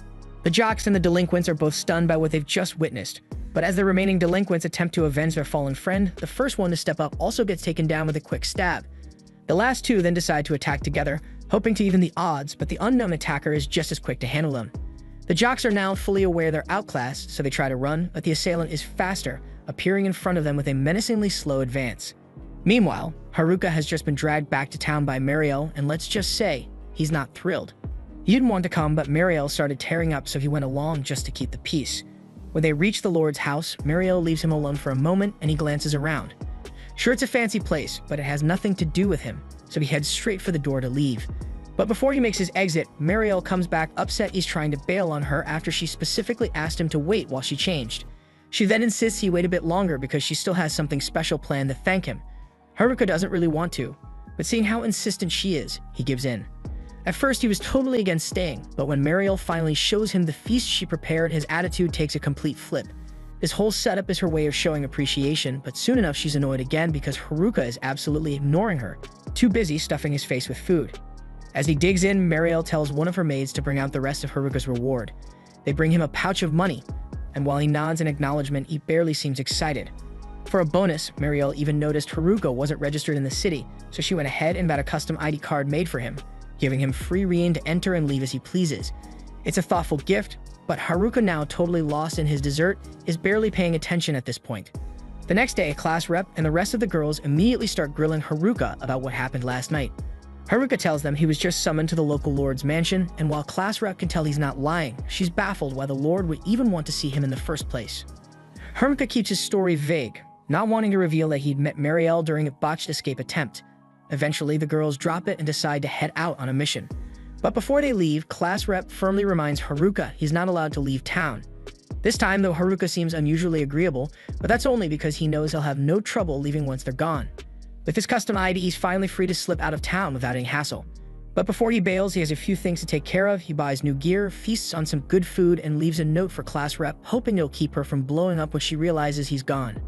In the note, he says he's heading back to the forest to check on the jocks. It's mostly just an excuse, but he is actually a bit worried about those muscleheads. After showing his ID, he's cleared to leave town, and this time he's determined not to get sidetracked by any annoying detours. Before long, he's back in the woods, and he's relieved to see everything just as he left it. Eager to get home, he lets his guard down for a moment, and that's when an orc tries to sneak up and bash him over the head. Luckily, Haruka's stats are way too high for an attack like that to do anything, so he squats the orc down with a single hit from his staff. He's puzzled though, since orcs don't usually roam this part of the forest. Even stranger, he finds a fresh human blood trail nearby, and since he knows the nerds are too strong to lose to anything in these woods, he figures it must belong to one of the jocks. He begins tracking the blood trail and eventually finds the jocks bloody and beaten sprawled under a tree. At first he thinks they're dead, but as he gets closer he notices they're still breathing. So without any hesitation he dumps every healing potion in his inventory over them until they finally regain consciousness. The jocks begin explaining what happened. And while Haruka had assumed they were ambushed by the delinquents, he's shocked to learn all the delinquents are actually dead. Haruka quickly asks if the nerds were attacked too, but the jocks have no idea. They don't think so, since the nerds left the forest ages ago. They can see Haruka's intent to hunt down whoever did this, so they warn him. Tanaka is insanely powerful now. They barely lasted seconds against him, and to make things worse, he took all their overpowered weapons, making him even deadlier. They suspect Tanaka has been planning this from the moment their class got transported here, and they're not sure he can be stopped. But they're pretty certain about one thing, his next target. Among all the remaining students, they think Tanaka's most likely going after class rep since she has the hijack skill. Haruka realizes it's possible Tanaka would want her for her unique ability, but only class rep, the nerds, and he himself knew about it, so he can't help but wonder how Tanaka got his hands on that information. The jocks were able to piece it together because Tanaka kept pestering them for class rep's location. When they couldn't tell him what he wanted, he beat them within an inch of their lives. They didn't want to lead him to her, so instead they dragged themselves to Haruka's area, hoping he'd find them before they bled out. Now with Haruka's strength, they feel confident they can win if they all fight together. But Haruka isn't so sure he even wants to get wrapped up in a battle like this. He came here to avoid all side quests, yet if class rep is in danger, he's got no choice but to step up. Still, he makes it crystal clear to the jocks. This is a fight he's handling alone. The jocks try to talk him out of it, pointing out how risky it is to go solo against someone as powerful as Tanaka. But when they see the steely look in Haruka's eyes, they realize there's no changing his mind, so they reluctantly agree to let him go alone. Haruka tells them to head into town and catch up with the other girls, and while they're at it, they really ought to apologize to class rep for ditching the group earlier. As the jocks walk away, Haruka considers that having them fight alongside him might have helped. But he knows the risk is too high. If Tanaka overpowers them, no one would be left to protect the girls. So the safest option is for him to tackle this alone, making sure he's fully prepared for the clash with Tanaka. Meanwhile, back at the village, class rep is beside herself with worry after realizing Haruka has left the city. The other girls reassure her, promising that he'll definitely return. Back in the forest, Haruka thinks through his game plan against Tanaka because the jocks warned him that Tanaka's weapon skills are unbelievably powerful. Even the no-name bandits had terrifying moves, but Haruka discovered one thing: once a weapon skill animation starts, it can't be stopped. If Tanaka attempts one, Haruka is determined to exploit that split-second opening. But to pull it off, he'll need a new skill, which means he'll have to level up. Just then, he notices a horde of goblins lured in by the jock's blood. They're high level, so he takes them down for experience, but it's still not enough to level up, so he frustratedly mutters that he'd need something tougher for real progress. And almost as if summoned by his words, a Goblin King appears and Haruka steels himself for battle. The Goblin King is a beast, its attacks are incredibly fast, and one blow could be fatal. Haruka has to dodge at the last possible moment, and there's no way to counterattack without risking a hit. Forced to switch strategies, he uses his warp skill to blend several of his other skills into a new powerful one. And with this new skill, he blazes past the Goblin King and takes it out instantly. He's thrilled that his skill combo worked out so perfectly. But just as he's celebrating, he senses a terrifying presence behind him, so he instinctively braces himself, knowing that another fight is just beginning. This monster is a Goblin Emperor and is already at level 50, while Haruka's still stuck at level 9, so Haruka realizes there's no way he can beat this beast in a straight fight. His only option is to try his combined skill again, so he activates it and charges straight at the Goblin Emperor. The second he's within range, Haruka strikes, but his special skills don't even scratch it. The Goblin Emperor rises as if nothing happened and launches a barrage of attacks at Haruka with mind-blowing speed. It's obvious this thing is using weapon skills because its hits are way too powerful for anything else. Haruka desperately searches for an opening in the Emperor's attack animations, waiting for his moment to counter. He then spots it and strikes the Goblin in the chest, sending it flying back. But just as he thinks he's made progress, the Goblin starts healing itself right on the spot. Haruka realizes that regular attacks won't cut it in this fight, so he'll need to come up with another combined skill. But before he can think, the Goblin Emperor strikes back with a vicious weapon skill, launching powerful slashes his way. Haruka barely manages to block, but the blow leaves him battered. At this rate, his chances of winning are looking good, but he knows he can't back down. Not if he wants to be strong enough to protect his friends. So he drags himself back up and charges at the Goblin Emperor in one last desperate attempt to end it, and by the time dawn breaks, Haruka is the last one standing. Thanks to his relentless effort, he's gained 2 levels. Now that he has reached level 11, Haruka heads back home to check his status window. Just as he'd hoped, his new level has unlocked several new skills, though he's unsure if they'll be enough to take Tanaka in a fight. But with his made-up skill, at least he can strike in a split second to exploit any weapon skill animation. And now all he can do is hope that things turn out in his favor. Later that evening outside Haruka's house, Tanaka shows up and Haruka has been expecting him. Haruka remembers how Tanaka played the victim when the jocks bullied him after they first arrived, but now he sees it was all an act for revenge. As Tanaka and Haruka face off, the girls return to Onmui after a long day of adventuring. On their way back, they notice a couple of guys slumped outside the walls. They quickly realize it's the jocks and are relieved to see them, until they notice they're in rough shape. Class rep recalls that Haruka had left a note saying he was going to check on the jocks, so she asks them if they know where he is, and they tell her that Haruka's currently fighting in the woods to protect them all. Back in the woods, Tanaka is disappointed to see Haruka's the only one here because he'd been hoping for class rep instead, and he even went through the trouble of stirring up the delinquents to split the class. Haruka realizes Tanaka's been orchestrating everything from the start, and now Tanaka's ready to kill anyone who gets in his way to get what he wants. Tanaka sneers at Haruka, not seeing him as much of a threat, and turns to leave intent on finding class rep and stealing her hijack skill. But Haruka, even if he doesn't particularly care for all his classmates, can't let this happen, so he raises his staff to Tanaka's neck, coldly declaring that he will not pass. Tanaka gets irritated that someone he considers a nobody like Haruka dares to stand in his way, but he's more than willing to kill him if that's what it takes to see his plans through. Tanaka then fires up a shockwave and launches himself straight at Haruka, forcing Haruka to throw up his hands in defense. Before he left the White Room, Tanaka had noticed there were only trash skills left on the skill board, so even if he's not exactly sure what abilities Haruka's got, Tanaka's confident he's got the upper hand against someone like him. Tanaka then uses his magic to summon and hurls several rocks at Haruka, but just as Haruka tries to defend himself again, Tanaka activates a metal skill to mess with his movements, freezing him in place for a split second, leaving him barely able to dodge out of the way before the rocks nearly crush him. Even though Haruka regains his mobility, he's way slower than usual thanks to Tanaka's skill. Tanaka's all set to exploit this weakness, so he starts spawning crystal spikes beneath Haruka's feet. Haruka manages to dodge the spikes by jumping from side to side, but it's obvious he won't be able to keep this up much longer.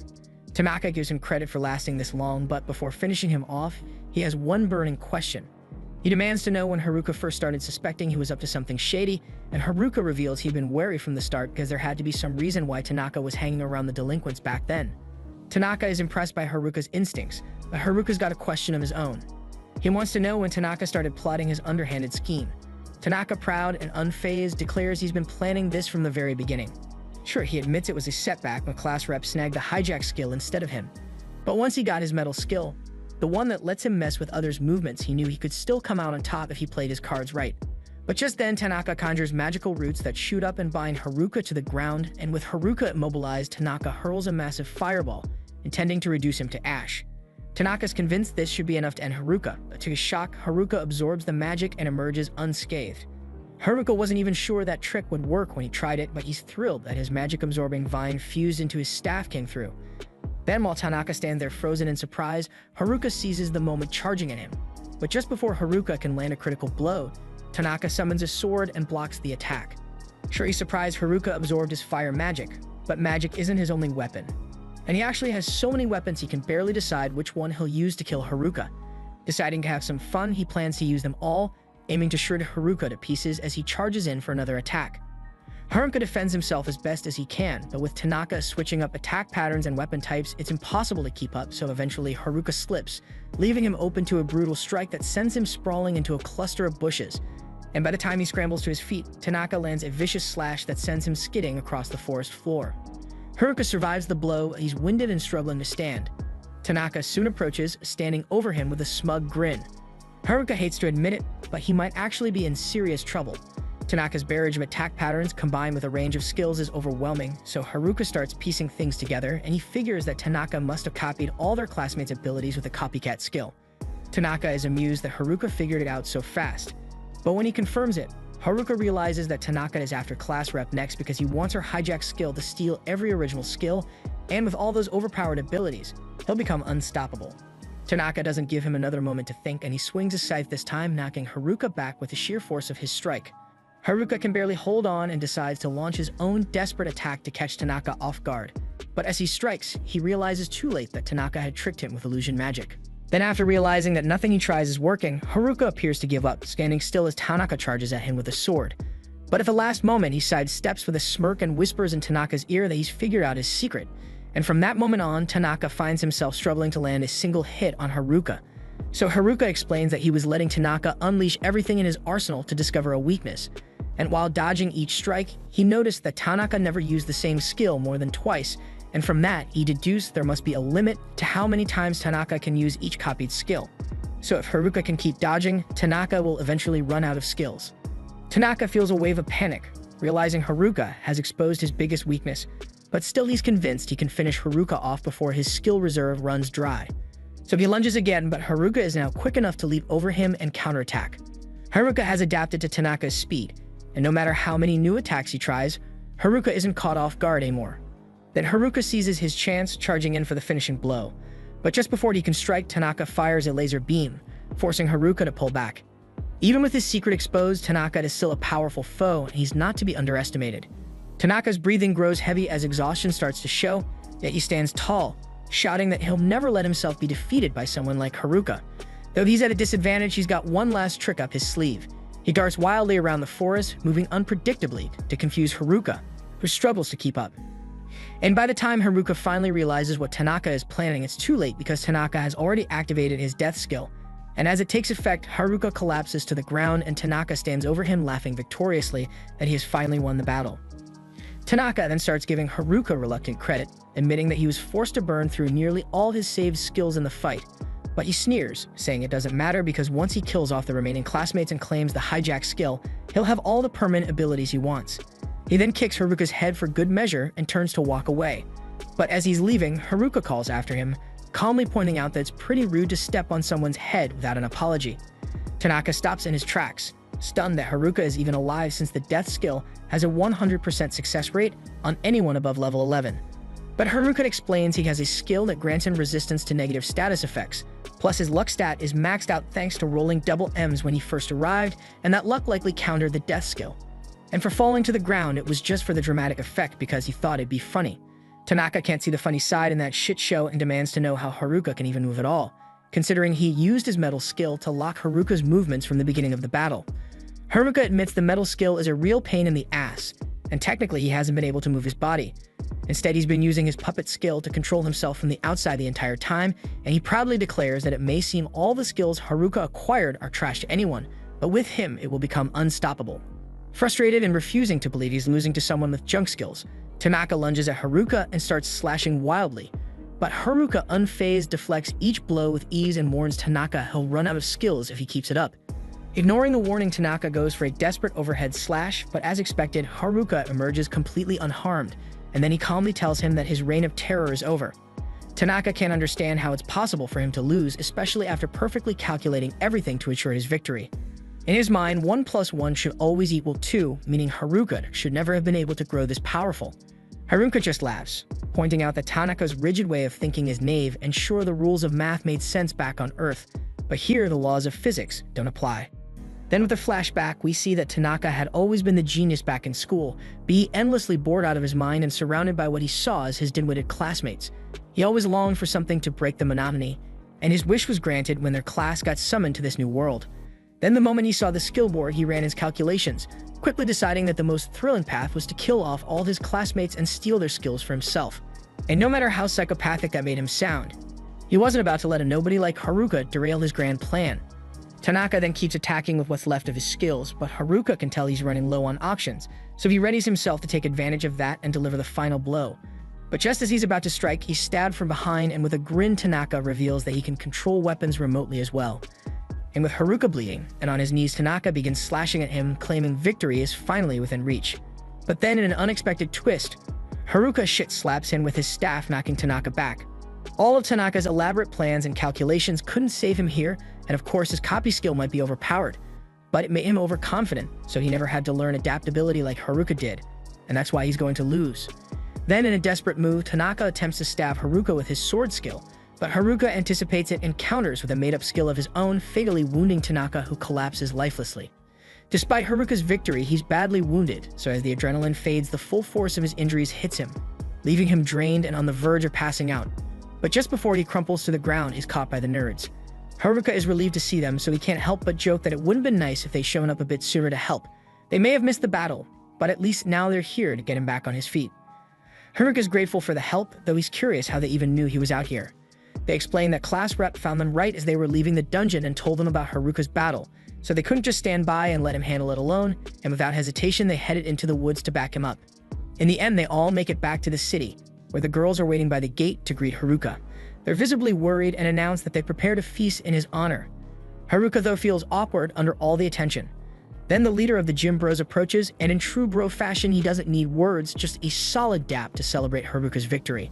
With that done, the girls suggest they all head back to the inn, as the baths are ready and everyone could use a good scrub down, but Haruka doesn't get much choice as they drag him along. Meanwhile, the popular girls stay behind to apologize to the nerds, and it's a surprise since the nerds never expected these girls to show humility. The popular girls admit they were wrong for how they treated the nerds and genuinely thank them for all they did for the group. Then we see that with everyone making amends, Haruka feels that all the loose ends have been nicely tied up, and he starts to feel like there's no reason for him to stick around, so he starts quietly slipping away to return to his peaceful life in the woods. But before he can escape, class rep catches him in the act and furiously demands to know where he thinks he's going, reminding him of how worried she was he might not make it back, and now that he's finally here, he's trying to sneak off again. Haruka sheepishly apologizes, and class rep relents, saying it's fine as long as he doesn't try to vanish on them again. Besides, this time all the girls will be keeping an eye on him, so there's no way in hell he's getting away that easily. The next day, Haruka wakes up after a bizarre dream and drags himself downstairs, where he's greeted by the nerd squad. From the looks of things, they're gearing up to dive back into the dungeon, and Haruka can't help but be a little curious, because they've been dungeon crawling non-stop lately. So when he asks why, the nerds spill that they're hunting for a rare item, a kind you can only find in the dungeon. Naturally, Haruka wants to know what's so special about it, and their answer nearly makes him facepalm. Apparently, the item is a harem magnet ring, which is their ticket to finally scoring a harem. They've been stuck here for almost a month, and not a single baddie has even glanced their way, so they claim that this ring will fix all that. Then as they head off on their grand quest, Haruka muses over the ring. Sure, it sounds cool, but he doesn't need one because all he wants is to go back to his peaceful and loner lifestyle. Too bad life isn't that simple because there's someone standing in his way, and she looks furious. Haruka then freezes in place when he spots class rep, her gaze locked on him like a missile. Then with a sinking feeling, he asks her what's got her so worked up this time. Turns out she's still upset about yesterday because Haruka already got chewed out by all the girls, but class rep hadn't had her turn yet. She then doesn't waste a second, laying into him for pulling such a reckless stunt and not taking her along, conveniently ignoring the fact that she was Tanaka's main target in the first place. Haruka, exhausted and eager to end this ordeal, mutters an apology and promises to let her know the next time he plans to do something life-threatening.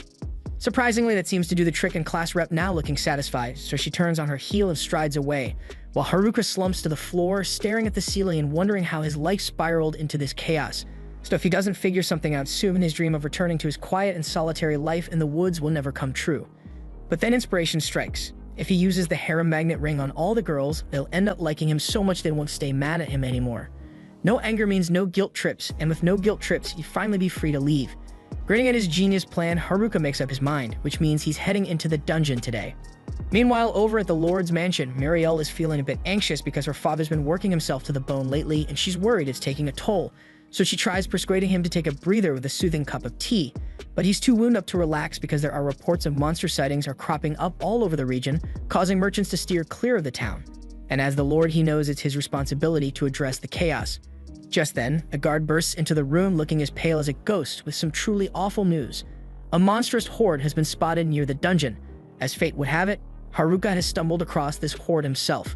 While he wasn't exactly planning on a fight before reaching the dungeon, he's never one to shy away from a quick warm-up.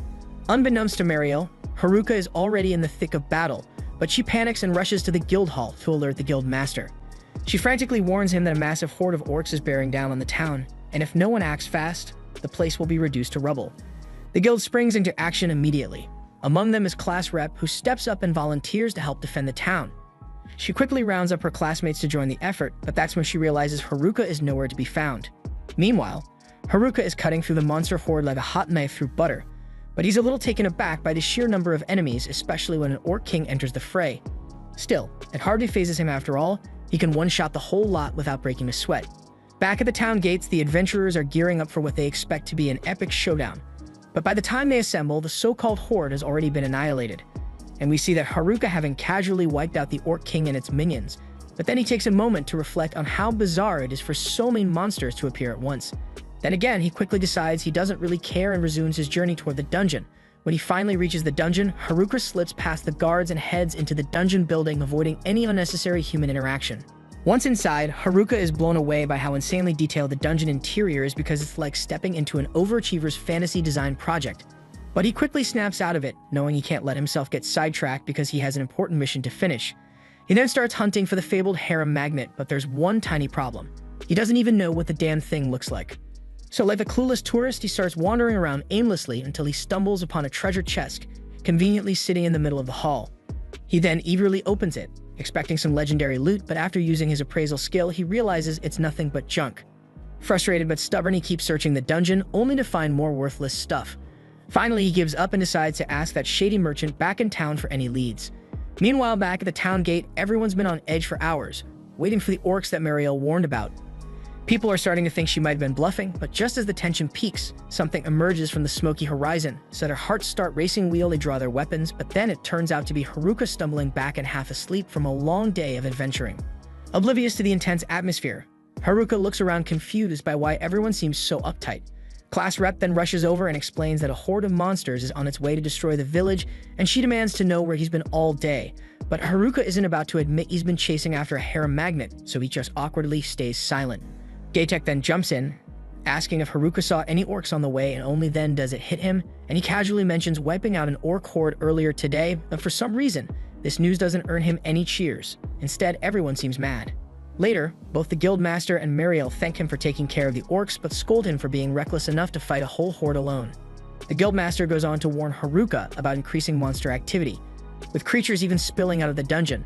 So there's a real threat of a dungeon stampede soon, and he insists that Haruka promise not to do anything reckless again, and Haruka nods. Later back in his room, Haruka flops onto his bed, exhausted and annoyed. Between the guildmaster, Mariel, and now practically the entire town keeping tabs on him, so sneaking out unnoticed is going to be a nightmare. The next day, Haruka heads straight to the magic item merchant. The guy isn't thrilled to see him, probably still salty after whatever Haruka pulled last time, but Haruka quickly assures him he's not here to shop for magic items. He just wants to ask one question, and he asks where can he find the harem magnet ring.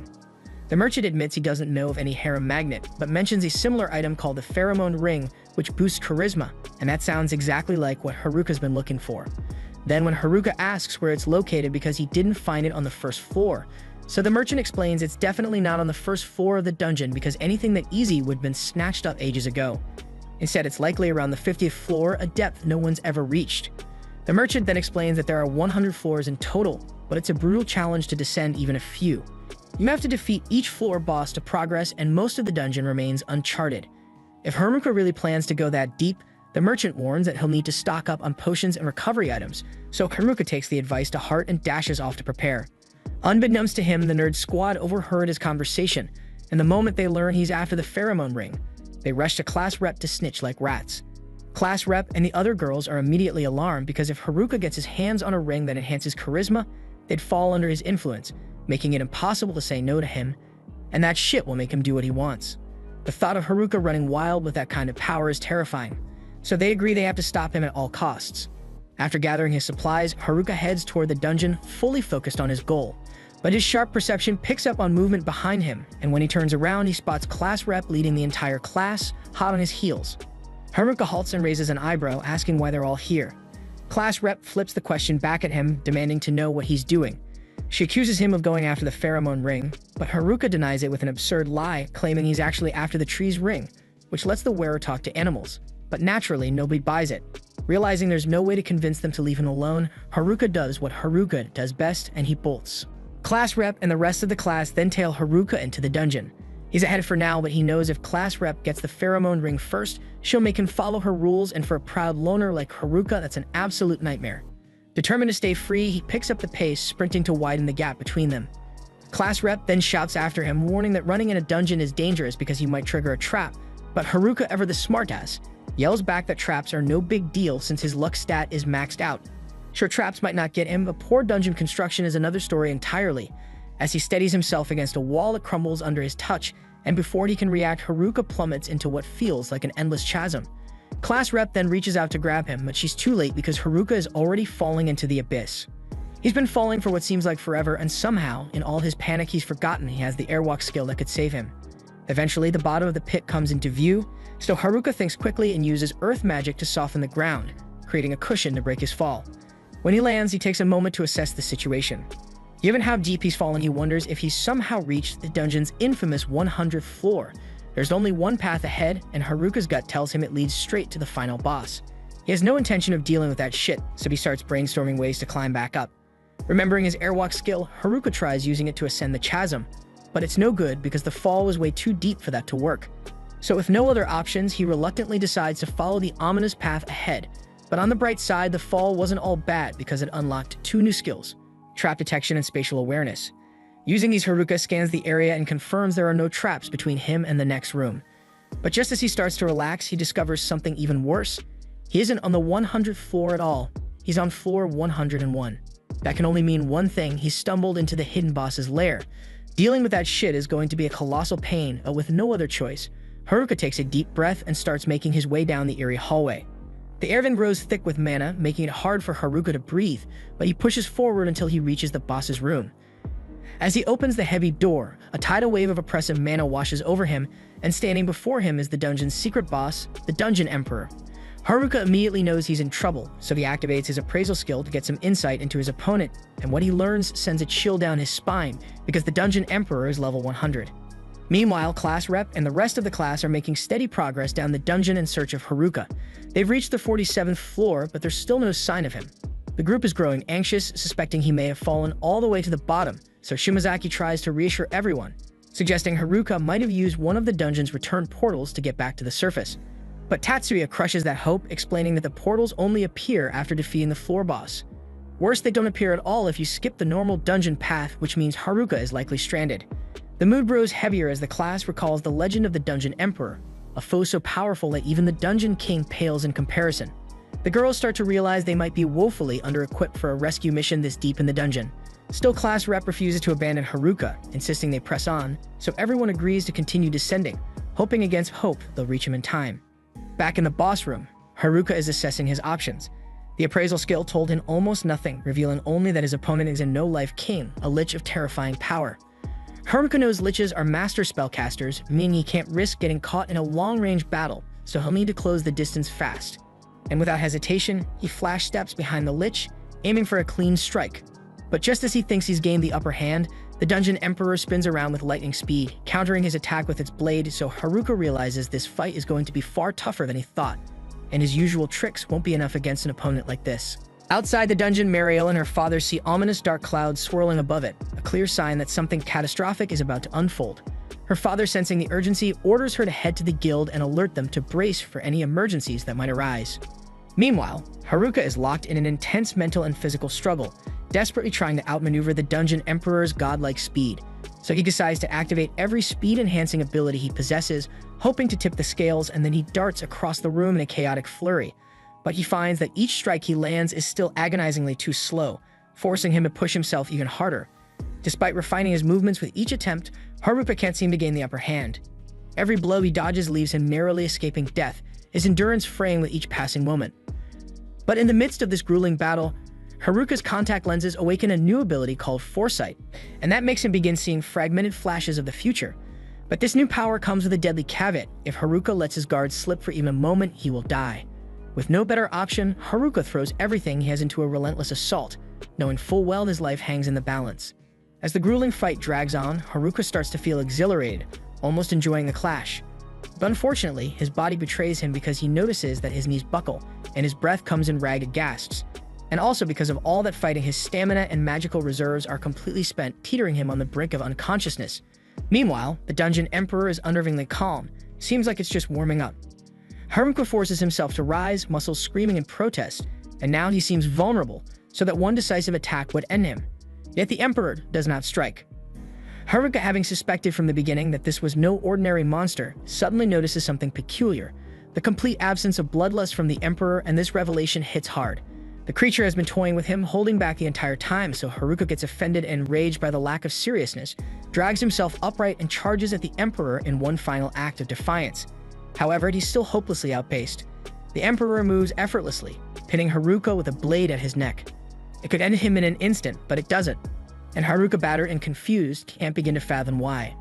Just then, Haruka notices a sinister swirl of miasma encircling the dungeon emperor, and it looks malevolent, hinting that the emperor might be forced into this fight by the miasma's influence.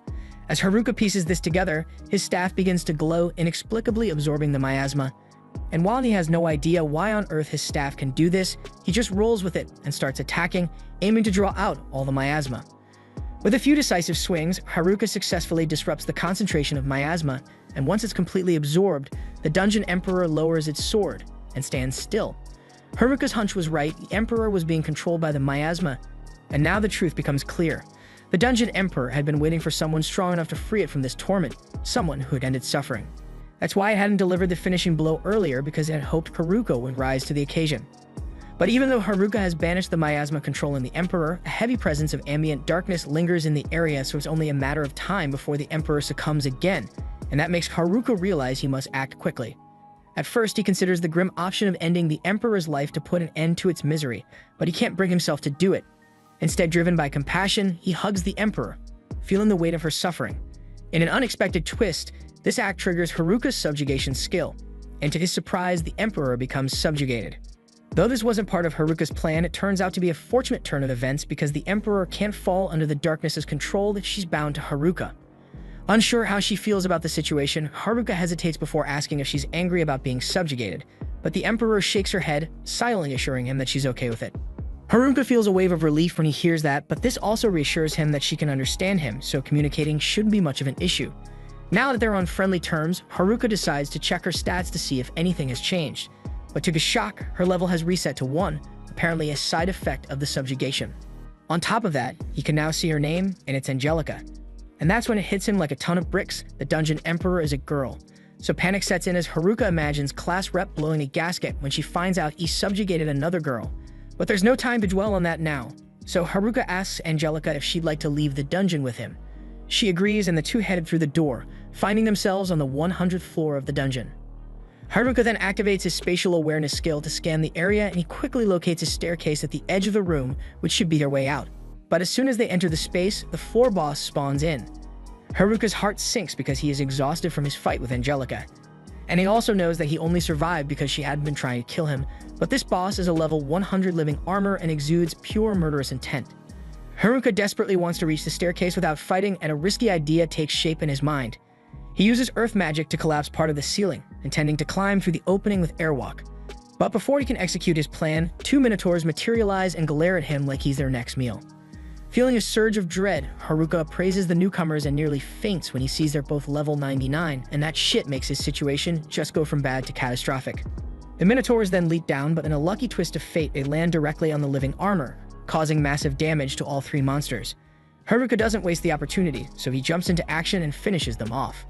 As he collects the magic crystals left behind, he notices Angelica eyeing the leftover armor pieces the monsters dropped, so with a smile, Haruka tells her she can take them if she wants. Angelica eagerly puts on the armor, but it's ridiculously bulky on her, so Haruka immediately doubts it's a good fit. Then out of nowhere, the armor starts glowing and reshapes itself to fit Angelica like a glove. Haruka breathes a sigh of relief, glad that Angelica no longer has her bare bones exposed.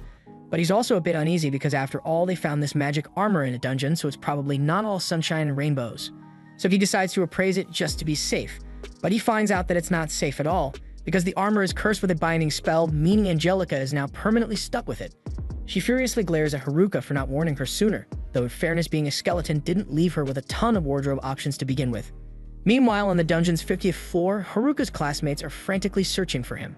Most of them think it's a waste of time, assuming Haruka will eventually stroll in, claim he cleared the entire dungeon solo, and probably add a smug remark to boot. But while that certainly sounds like something he'd do, class rep refuses to sit idly by and leads the group to the boss room to keep looking. But when she throws the doors open, everyone freezes in terror as they come face to face with a massive Cyclops as the floor boss. Back in the city, Marielle rushes into the guild and informs the guild master that something unusual is happening in the dungeon. Though she's not sure what's wrong, her gut tells her it could escalate into something dangerous. The guildmaster points out that there haven't been any reports from the guards stationed at the dungeon entrance, but Gatdek then dryly reminds everyone that the guard has a brain capacity rivaling room temperature, so trusting him to notice anything significant is wishful thinking. And he adds that they need to prepare for the worst just in case, so off-tier volunteers to rally the guild members. Speaking of preparation, the guildmaster asks about the group of new adventurers, as their help could be critical right now. But neither Oftir nor Gatek have seen Haruka's classmates today, and while it's normal for Haruka to disappear on random escapades, the fact that they've all disappeared is starting to seem like a real problem that's definitely happening. On floor 98, Haruka finally manages to cheer Angelica up by giving her a cape to complement her armor, making her look a bit more regal.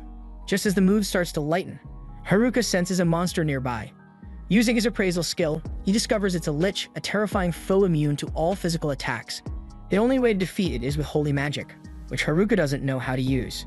He briefly considers creating another hole in the roof to escape, but after the fiasco with the Minotaurs, he decides it's too risky, because who knows what kind of nightmare might drop in this time, so he can't do that shit again. With no holy magic at his disposal, Haruka decides to rely on his trusty staff, which seems oddly effective at clearing the lich's miasma, so he starts poking it with the staff. To his amazement and mild confusion, the lich gradually fades away. Haruka has no idea why this worked, but he's not about to complain because a win is a win. Continuing their climb, Haruka and Angelica reach the 97th floor, where they're greeted by a swarm of venomous moth monsters.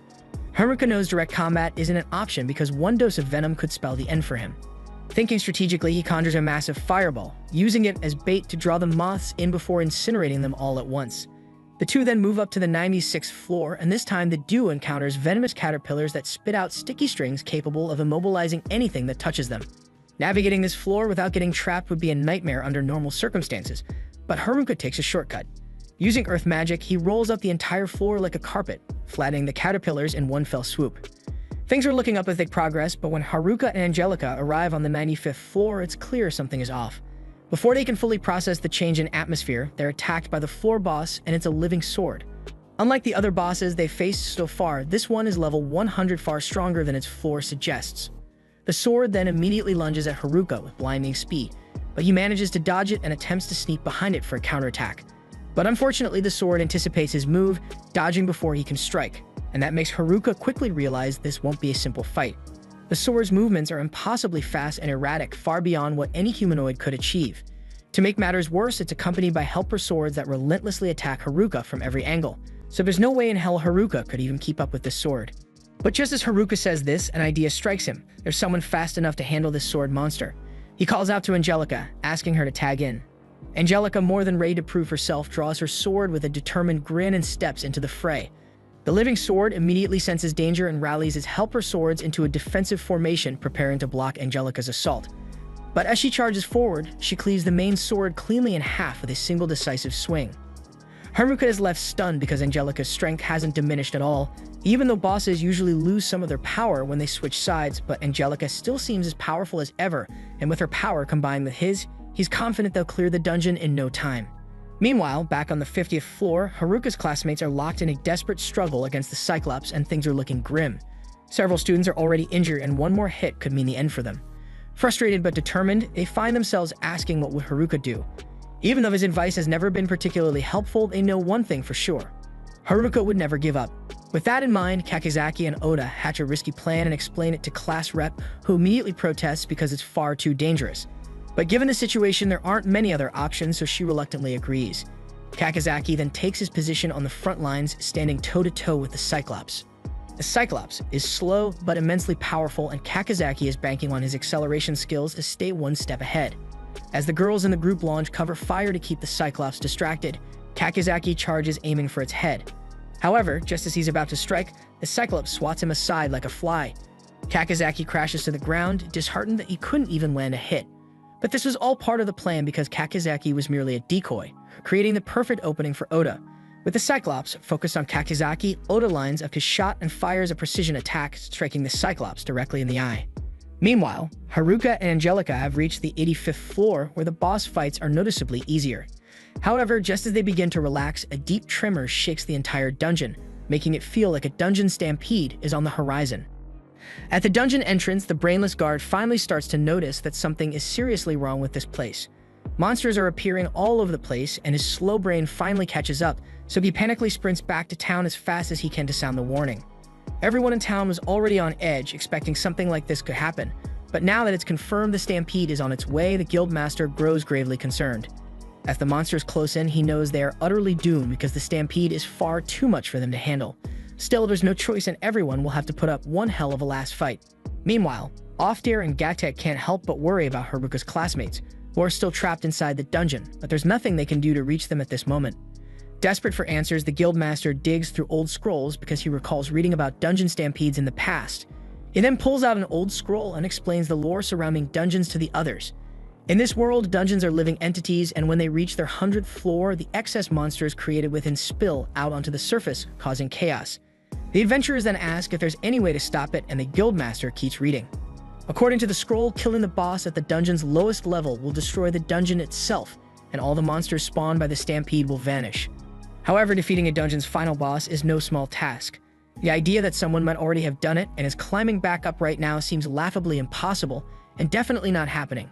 Resigned to their fate, the guildmaster shifts focus to survival, so he orders Off-Tier to evacuate the civilians to a nearby shelter and commands Gaytek to rally all the adventurers available, because if they're going down fighting. Meanwhile, Haruka is still climbing out of the dungeon, and this floor is swarming with griffins, so instead of wasting energy fighting them head-on, he comes up with a sneaky plan: poison some fish and let the griffins chow down until they drop unconscious. It works like a charm, and with another floor cleared, Haruka's climb is getting easier as he goes higher. On the flip side, his classmates aren't having such an easy time. They're stuck on the 54th floor, barely making progress as they push forward, determined to find Haruka. But unfortunately, their situation takes a turn for the worse when they run into an entire horde of werewolves that look like they're ready to rip them apart. Up on the surface, the adventurers are rallying at the city gate. They've just fought off the first wave of dungeon monsters, but things are looking bleak. At this pace, it's only a matter of time before they're overwhelmed, but everyone knows their only real shot at survival is to take out the dungeon boss, and of course, the only person crazy and skilled enough to pull that off is Haruka. The guildmaster considers sending a message into the dungeon to get Haruka's help, but the adventurers can't afford to leave the city undefended. That's when the guildmaster turns to Mariel, who's hanging around doing pretty much nothing. Mariel is completely taken aback, shaking her head and trying to refuse because she doesn't want to enter the dungeon, but the guildmaster insists that Haruka would be far more likely to listen to a request from a cute girl like her, and she's the best chance they have. However, the guildmaster knows sending Mariel alone would be a death sentence since she isn't much of a fighter, so that's why he asks Off-Tier to accompany her. Off-Tier doesn't mind the assignment, but he's hesitant about leaving his post since the town needs all the defense it can get. The guildmaster then reassures him that the rest of the team will hold the line while he's gone, so Off-Tier accepts the task and tells Mariel to hurry up so they can get moving. Mariel's still panicking and resists at first, but as she looks around at the wounded and weary adventurers giving their all to protect the city, something shifts in her, so she gathers every ounce of courage and finally agrees to face the danger in the dungeon to find Haruka. Meanwhile, Haruka and Angelica have just reached the 81st floor, which looks less like a dungeon and more like a chaotic water park on steroids. Haruka is so thrown off by the unexpected scenery that he doesn't even notice the monsters lurking in the water. So when a bunch of fish suddenly leap out and try to slice him up, Angelica has to step in and save his distracted ass. Haruka sheepishly apologizes for getting sidetracked, but Angelica brushes it off because she's actually having a blast hanging out with him. Haruka, now more alert, scans the water and realizes it's teeming with fish, and if all of them decided to attack at once, he'd be fish food in seconds, so he needs a plan to deal with the speed of the fish first. Thinking back to an old One Piece episode he watched years ago, he gets an idea and uses his ice magic to freeze the fish in the water. Sure enough, the fish end up encased in ice and float harmlessly to the surface, so Haruka's plan works like a charm, and he continues freezing the fish as he and Angelica make their way across the water. But then the floor boss shows up, and it's not playing games because it sends a massive wave crashing toward them. Angelica, ever the quick thinker, jumps out of harm's way, but Haruka on the other hand zones out like a potato, staring blankly as the wave slams into him and sends him plunging deep into the water. For a moment, it looks like Angelica is going to have to face the boss alone, but just as things seem bleak, Haruka bursts back out of the water in style, riding a handmade earth surfboard like a pro. Using the momentum, he closes in on the fish monster and lands a clean, devastating blow right in the middle of its head. The boss goes down, and with the immediate danger gone, Haruka hops over to the exit with Angelica. He asks if she's okay, and when she says she is, he's visibly relieved. Haruka suggests they keep moving, and though he wasn't thrilled about this dungeon adventure at first, it's starting to grow on him. With his strength and growing confidence, he's realizing that even the dungeon bosses aren't as intimidating as they used to be. As Haruka and Angelica continue climbing the dungeon floors, they stumble upon several god-tier artifacts, including the Ring of Boundless Fortune, the Blessed Bangle, and a necromancy orb. Haruka marvels at how cool these items are, noting they must be worth a fortune. However, he's unsure whether to keep them for himself or sell them for a hefty profit. But after thinking it over, he realizes that these blessed items won't do much for him, and he already has an absurd amount of luck, so he doesn't need curses removed and has no use for necromancy. So Haruka decides to give them all to Angelica because he figures that even if they don't directly help, they might bring her some good fortune, something she could use as someone cursed to live her life as a skeleton. Angelica hesitates, not wanting to take advantage of Haruka's kindness, but he insists since he genuinely has no use for them. And after some coaxing, she finally accepts, and the gesture makes her genuinely happy because it's the first time anyone has ever given her a gift. And though Haruka doesn't quite get why she's so emotional, he's happy that it made her day. He then suggests they keep moving and they press on. But what Haruka doesn't realize is that the blessed items he gave Angelica have done the impossible because they've broken both the curse of the armor and the curse that turned her into a skeleton. Angelica now regains her human form, but she feels a whirlwind of emotions toward Haruka, so she decides to keep her restored appearance a secret for the time being and silently follows Haruka. Meanwhile, on the 54th floor, Haruka's classmates have just finished their brutal battle with the werewolves. The fight leaves them completely drained, but they are determined to keep moving so they can find Haruka before anything happens to him. As they prepare to continue, the sound of movement echoes from the hallway ahead. They tense up, fearing another monster, but to their relief, the figures approaching turn out to be Mariel and Oftir. Back at Haruka's hell, he and Angelica have just arrived on the 74th floor, and it's shaping up to be their toughest challenge yet because the entire floor is engulfed in flames, making it almost impossible to see clearly or move safely. Then as they navigate through the scorching heat, Haruka loses focus, trips over a rock, and nearly tumbles face first into a patch of flames, but luckily Angelica reacts quickly and catches him before he gets crispy.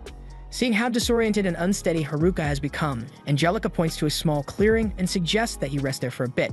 Haruka reluctantly agrees, wishing he could find some way to escape the oppressive heat even for just a moment, but that's when inspiration strikes. Spotting a small hole in the wall nearby, Haruka uses his wind magic to create a cooling breeze through the hole, providing much-needed relief. But by coincidence, the hole Haruka is using happens to connect to another one, and on the other side of it stands Class Rep, hearing his voice through the passage. She immediately starts shouting to get his attention. Haruka recognizes her voice and realizes this hole must connect to the one he fell through at the start of his dungeon journey, so it's an incredible stroke of luck that he found it. Class Rep then excitedly asks if there's any way Haruka can climb up the hole to reach her, but unfortunately he's already tried scaling it before and knows his airwalk skill isn't enough for such a steep vertical climb. Haruka then asks if Class Rep or her group has any rope or climbing equipment they can lower down to help him. But unfortunately, none of them anticipated needing climbing equipment, so they didn't bring anything that could help. Haruka then asks Class Rep what floor she's currently on, and when she responds that she's on the 54th floor, he quickly realizes they're not too far apart since he's on the 74th floor, so if he hurries, he could close the gap in no time. Haruka gets ready to leave, but Class Rep calls out to stop him, saying there's something else he needs to hear. She informs Haruka that the city is in dire straits, overrun by monsters, and it won't last much longer unless the stampede is stopped. Mariel and Oftir saw the second wave of the stampede heading for the city on their way to the dungeon, and while the city has held out so far, it won't survive a third wave. Class Rep explains that the only way to end the stampede is to defeat the dungeon boss. But the moment she mentions the dungeon boss, Haruka's heart sinks because he knows she's talking about Angelica. He then informs Class Rep and the others that the dungeon boss has already been defeated. They're stunned to hear this and amazed at his accomplishment, but if that's true, the stampede should have stopped. Oftir then presses Haruka, asking if he's absolutely sure the boss was killed, because the stampede won't end unless it's killed for good. This puts Haruka in a serious moral dilemma, because if he doesn't kill Angelica, the town will likely be destroyed, but he starts questioning himself if he can really bring himself to sacrifice her for the greater good. When Haruka first met Angelica, he had no hesitation about defeating her. But now that he knows she was imprisoned by the dungeon's darkness for countless years, he can't bring himself to do it. Haruka then admits to Class Rep and the others that he didn't kill the boss and has no intention of doing so. He acknowledges that it may seem selfish, but he's determined to find a way to save both Angelica and the town.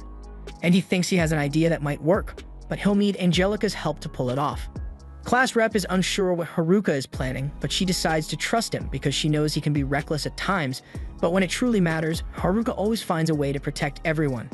Confident in his resolve, she places her faith in him, certain that everything will turn out all right in the end. Haruka thanks her for believing in him and promises that no matter what, he'll save the town and free Angelica from the dungeon's grasp. The second wave of monsters is closing in on Onu Town, and the adventurers gathered outside the city walls are fighting tooth and nail to keep them out. But with the forces they've got right now, holding them off feels almost impossible. Still, the guildmaster yells for everyone to give it everything they've got because this is their home and there's no backing down. Meanwhile, deep in the dungeon, Haruka knows he needs to hustle and get out before the city falls to ruin, so he turns to Angelica and asks if they can speedrun the rest of the climb. Angelica, as calm as ever, nods without hesitation, and together they take off running to clear the floors as fast as they can. They reach the 73rd floor and find themselves face to face with two lizardmen, and without breaking stride, Haruka remembers that cold magic works wonders on reptiles, so he freezes them solid with a quick spell, and Angelica smashes them into glittering shards. On the next floor, they encounter a swarm of scorpions, so Haruka wastes no time, flooding the area with smoke to disorient the creatures while Angelica moves in for swift and decisive strikes. Then comes the next floor, dominated by a massive hellhound boss. Haruka has no convenient magic for this one, so he improvises, and with a flick of his wrist, he lobs a stink bomb that is worse than your grandma's fart straight into the beast's nose. The distraction works perfectly, giving Angelica the opening she needs to take it down in one clean blow. Once the hellhound is dealt with, Haruka takes a moment to sort through the growing pile of loot they gathered, and then he wonders if combining some of it could help speed up their dungeon run. Still, he's a little frustrated though, since the elusive pheromone ring he came here for is still nowhere to be found. And while he's busy with the loot, he notices Angelica looking uneasy, so he tells her he's got an experiment in mind once they're back in town, but that's not what's on her mind. Angelica's concerned that Haruka is pushing himself way too hard, so she suggests he take a moment to rest. Haruka knows she's right because he feels the exhaustion pulling at him, but he also knows he can't stop now. The two then make their way to the 69th floor, which appears to be a dense forest stage. At first, there's no sign of the boss, but then an owl perches silently on a nearby branch. Haruka quickly appraises it and confirms that this owl is the floor's boss. It's called a sleep owl, and as the name suggests, it likely has a sleep-based ability. But before Haruka can prepare to counter it, the owl's eyes glow, attempting to put him under a sleep effect. Normally, Haruka's well-being skill would block all status effects, but his exhaustion from pushing himself too hard prevents it from activating, so as a result he falls asleep almost immediately. A short while later, Haruka wakes up to find himself being carried on Angelica's back. While he was out cold, Angelica took down the sleep owl and picked him up to keep moving forward. Even though Haruka is awake now, Angelica insists he rest a little longer, while she continues carrying him. Meanwhile, back with Haruka's classmates, they're working to clear a few extra floors in hopes of catching up to him. But their progress is halted when they run into a level 100 Sphinx. The creature is completely overwhelming, and none of their attacks seem to do any real damage, and worse, any minor wounds they manage to inflict are instantly healed. Oftir, who has read about dungeon sphinxes before, explains that fighting is pointless. These creatures are immune to all types of attacks and can only be defeated by solving a puzzle. And without a solution, the Sphinx is essentially immortal, so unless one of them can figure out the puzzle, they are completely doomed. Back in the dungeon, Haruka and Angelica reach the 59th floor, and after being carried by Angelica for most of the climb, Haruka feels fully refreshed and ready to continue. But suddenly, his perception skill flares up, warning him of something happening on the upper floors. He can't shake the feeling that something terrible is unfolding, so without hesitation, he takes off, rushing upward as fast as he can. Up on the 57th floor, Haruka's classmates are at their wits' end, completely hopeless against the Sphinx. None of their magical or physical attacks make a dent, and they have no idea what puzzle they need to solve to defeat it. Then, while the group is spiraling into despair, Class Rep loses sight of the Sphinx, and by the time she realizes it's gone, it's too late because the beast is about to crush her underfoot. But before she becomes Footprint, Haruka arrives in the nick of time. Having already appraised the Sphinx, he knows all about its immunity to attack damage. But luckily, while Haruka makes his way to this floor, he had picked up an item that can negate all defenses, including damage immunity. So without hesitation, Haruka uses the item to disable the Sphinx's defenses, and with the opening created, Angelica leaps forward and swiftly slashes the Sphinx's head, finishing it off in one clean strike. Now that the Sphinx is defeated and everyone is safe, Haruka lands beside them and greets his classmates with a casual "I'm back." Relief washes over the group because without Haruka's timely arrival, it would have been done for. However, Class Rep is quick to notice the mysterious lady standing next to Haruka, so she curiously asks who she is. Haruka begins to explain what happened to him at the bottom of the dungeon, but before he can finish, the floor beneath him suddenly collapses and he almost falls all the way back to the dungeon's depths. But fortunately, Haruka has been through this once before and learned to be more vigilant. Reacting quickly, he uses the falling rubble to jump back to safety, and once he's back on solid ground, he reassures everyone that they don't need to worry, claiming he won't fall for the same trap twice. But fate has other plans and the floor collapses again. This time, Haruka isn't prepared, and it seems he's about to take a long fall for real, but Class Rep isn't about to let that happen. So she immediately jumps after him, determined to catch him before it's too late. She's learned from her own failures too, so this time she doesn't miss, and her hand catches Haruka's just in time. And with a determined effort, she pulls him back to solid ground. Everyone is relieved that Haruka didn't fall back into the labyrinth, but the moment is short-lived because there's no time to celebrate. The next wave of the stampede is already barreling toward them, and it's colossal, far larger than anything they faced before. And if a wave this size reaches Onmyu, the city doesn't stand a chance. Class rep then turns to Haruka, her voice edged with desperation, and asks if he really has a plan to stop all these monsters. Haruka nods confidently and assures her he does. But Angelica is the key. However, with time running out, there's no chance to explain everything, so Off-Tier steps in, urging everyone to head for the teleportation gate so they can return to Onmyu immediately. As they sprint toward the gate, Class Rep can't help but ask Haruka how he managed to fight his way past such powerful monsters and make it this far. Haruka, with his usual mix of humility and pride, admits that he probably wouldn't have survived through conventional means, but with a little luck and some creative thinking, he managed to pull through. Eventually, the group reaches Onmyu and finds Gatek and the Guildmaster waiting on a hill just outside the city. The two are relieved to see reinforcements finally arriving, but their relief is short-lived because Mariel points toward the horizon, directing everyone's attention to the monstrous horde approaching the city. And when I say monstrous, I mean absolutely massive, a wave so vast and overwhelming that even Haruka couldn't hope to take it on alone. So what any little hope the Guildmaster had has now become fart as he takes in the sight. The entire city trembles under the thunderous footsteps of the approaching monster army, and then we see the Lord of Onmyu doing everything he can to calm the frightened citizens who have gathered there for safety, reassuring them that he is sure the adventurers will save the city. Meanwhile, outside the city, the adventurers are nearly paralyzed by despair, and the sheer magnitude of this stampede has crushed any hope they had left. But Haruka, ever the calm strategist, turns to Angelica and tells her it's time to do what they discussed. And without hesitation, Angelica steps forward, moving past the stunned crowd. Then she draws her sword and plants it firmly into the ground, and a surge of energy begins radiating outward.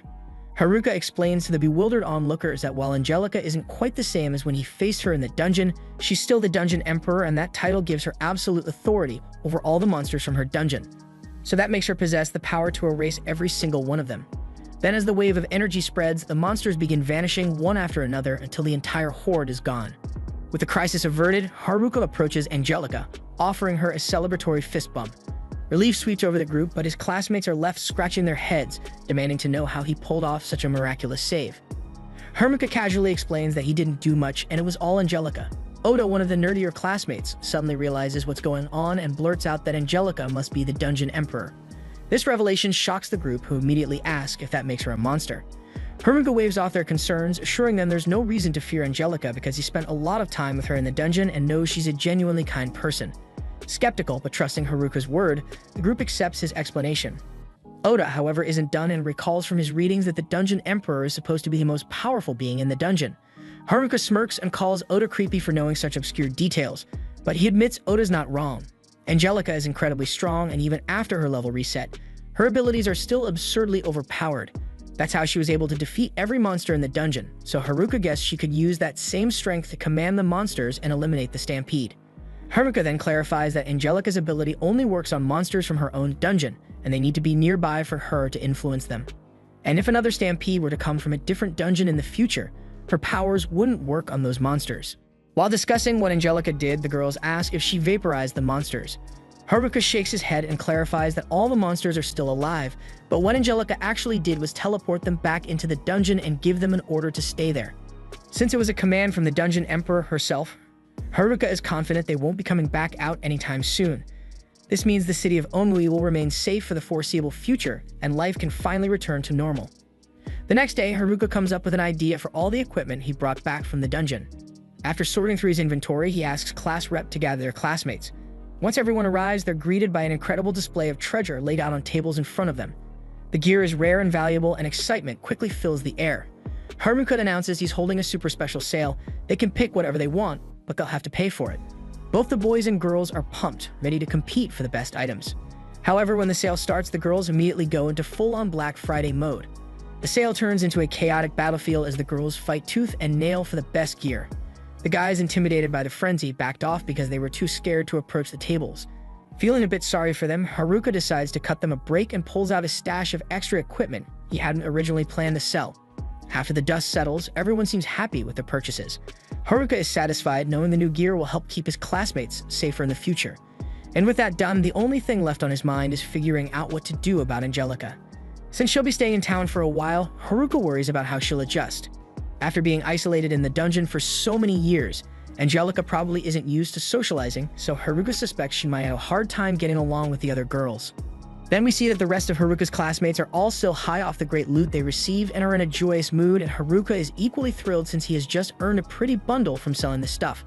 He's still in the middle of counting all this money when class rep comes up to him, so he hastily puts it all away and turns to ask her what she needs.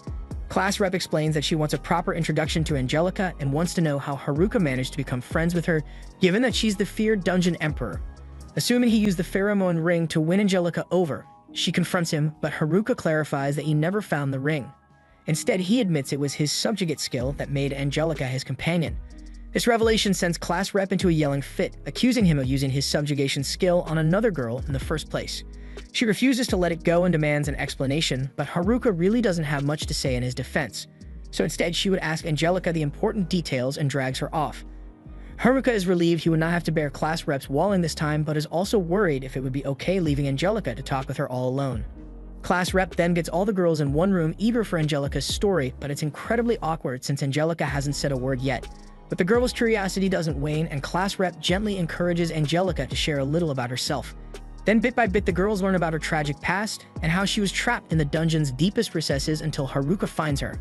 But instead of killing her, he used his subjugate skill on her, which breaks the curse that kept her confined within the dungeon. Having listened to all of this, class rep feels compelled to do something special for Angelica and invites her to join them for a bath. And by this time, everybody had still thought that Angelica was a skeleton, so as they started helping her get off her armor, they were sent into shock to see such a very healthy body and shapely thighs instead of skeleton bones. Back in Haruka's room, he feels relieved to finally sleep in his own bed again, but there's a tinge of disappointment that he never found the pheromone ring. But on the bright side, his recent dungeon adventure boosted his level by 6 and granted him several amazing new skills. Still, despite his improved stats, he knows he wouldn't have been able to stop the stampede without Angelica and the others. So if he truly wants to live as a loner, he realizes he'll need to be strong enough to fight alone without relying on anyone. And with that in mind, he decides it's time to head back into the woods. The next morning, instead of sneaking out of town, Haruka chooses to be upfront and asks class rep if she's okay with him leaving for a while. She doesn't seem to mind, given that nothing major is happening in town at the moment.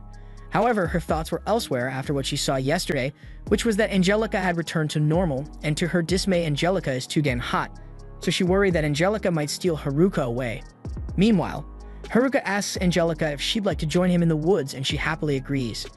Before long, Haruka and Angelica make it to the forest, where Haruka revels in the fresh air, enjoying how long it's been since he last visited. Taking the opportunity, he decides to practice his new gear shift skill, and asks Angelica if she thinks she can keep up, and with a nod of agreement, she signals her readiness. Haruka takes off, practically teleporting from one spot to another with his incredible speed, but the technique is still tricky to control, so he accidentally ends up falling off the side of the cliff. Luckily, his experience with dungeon falls has taught him to always be prepared. He manages to land safely on his feet. Angelica soon catches up and peers over the edge of the cliff to check on him. However, she doesn't notice the slippery mushrooms near the edge and ends up falling as well. Haruka quickly catches her, relieved she's unharmed, but he's surprised at how heavy she is for someone he had assumed was skeletal. But on Angelica's side, she is utterly embarrassed as she finds herself cradled in Haruka's arms. Later that night, Haruka brings Angelica back to his house and heads straight to the bathroom to enjoy a well-deserved, relaxing soak in the tub. Then with a teasing tone, he jokingly offers to let Angelica join him. But to his surprise, Angelica doesn't catch on that it's a joke and takes him up on the offer and walks into the bathroom. Haruka is stunned not just because Angelica actually wants to bathe with him, but because standing before him isn't the skeletal form he was used to, but a very hot blonde girl. Haruka then becomes completely flustered and stands up, forgetting he's not wearing a towel, and asks if she's really the Angelica he knows. Angelica confirms it, leaving Haruka speechless, so he quickly exits the tub and says they need to talk.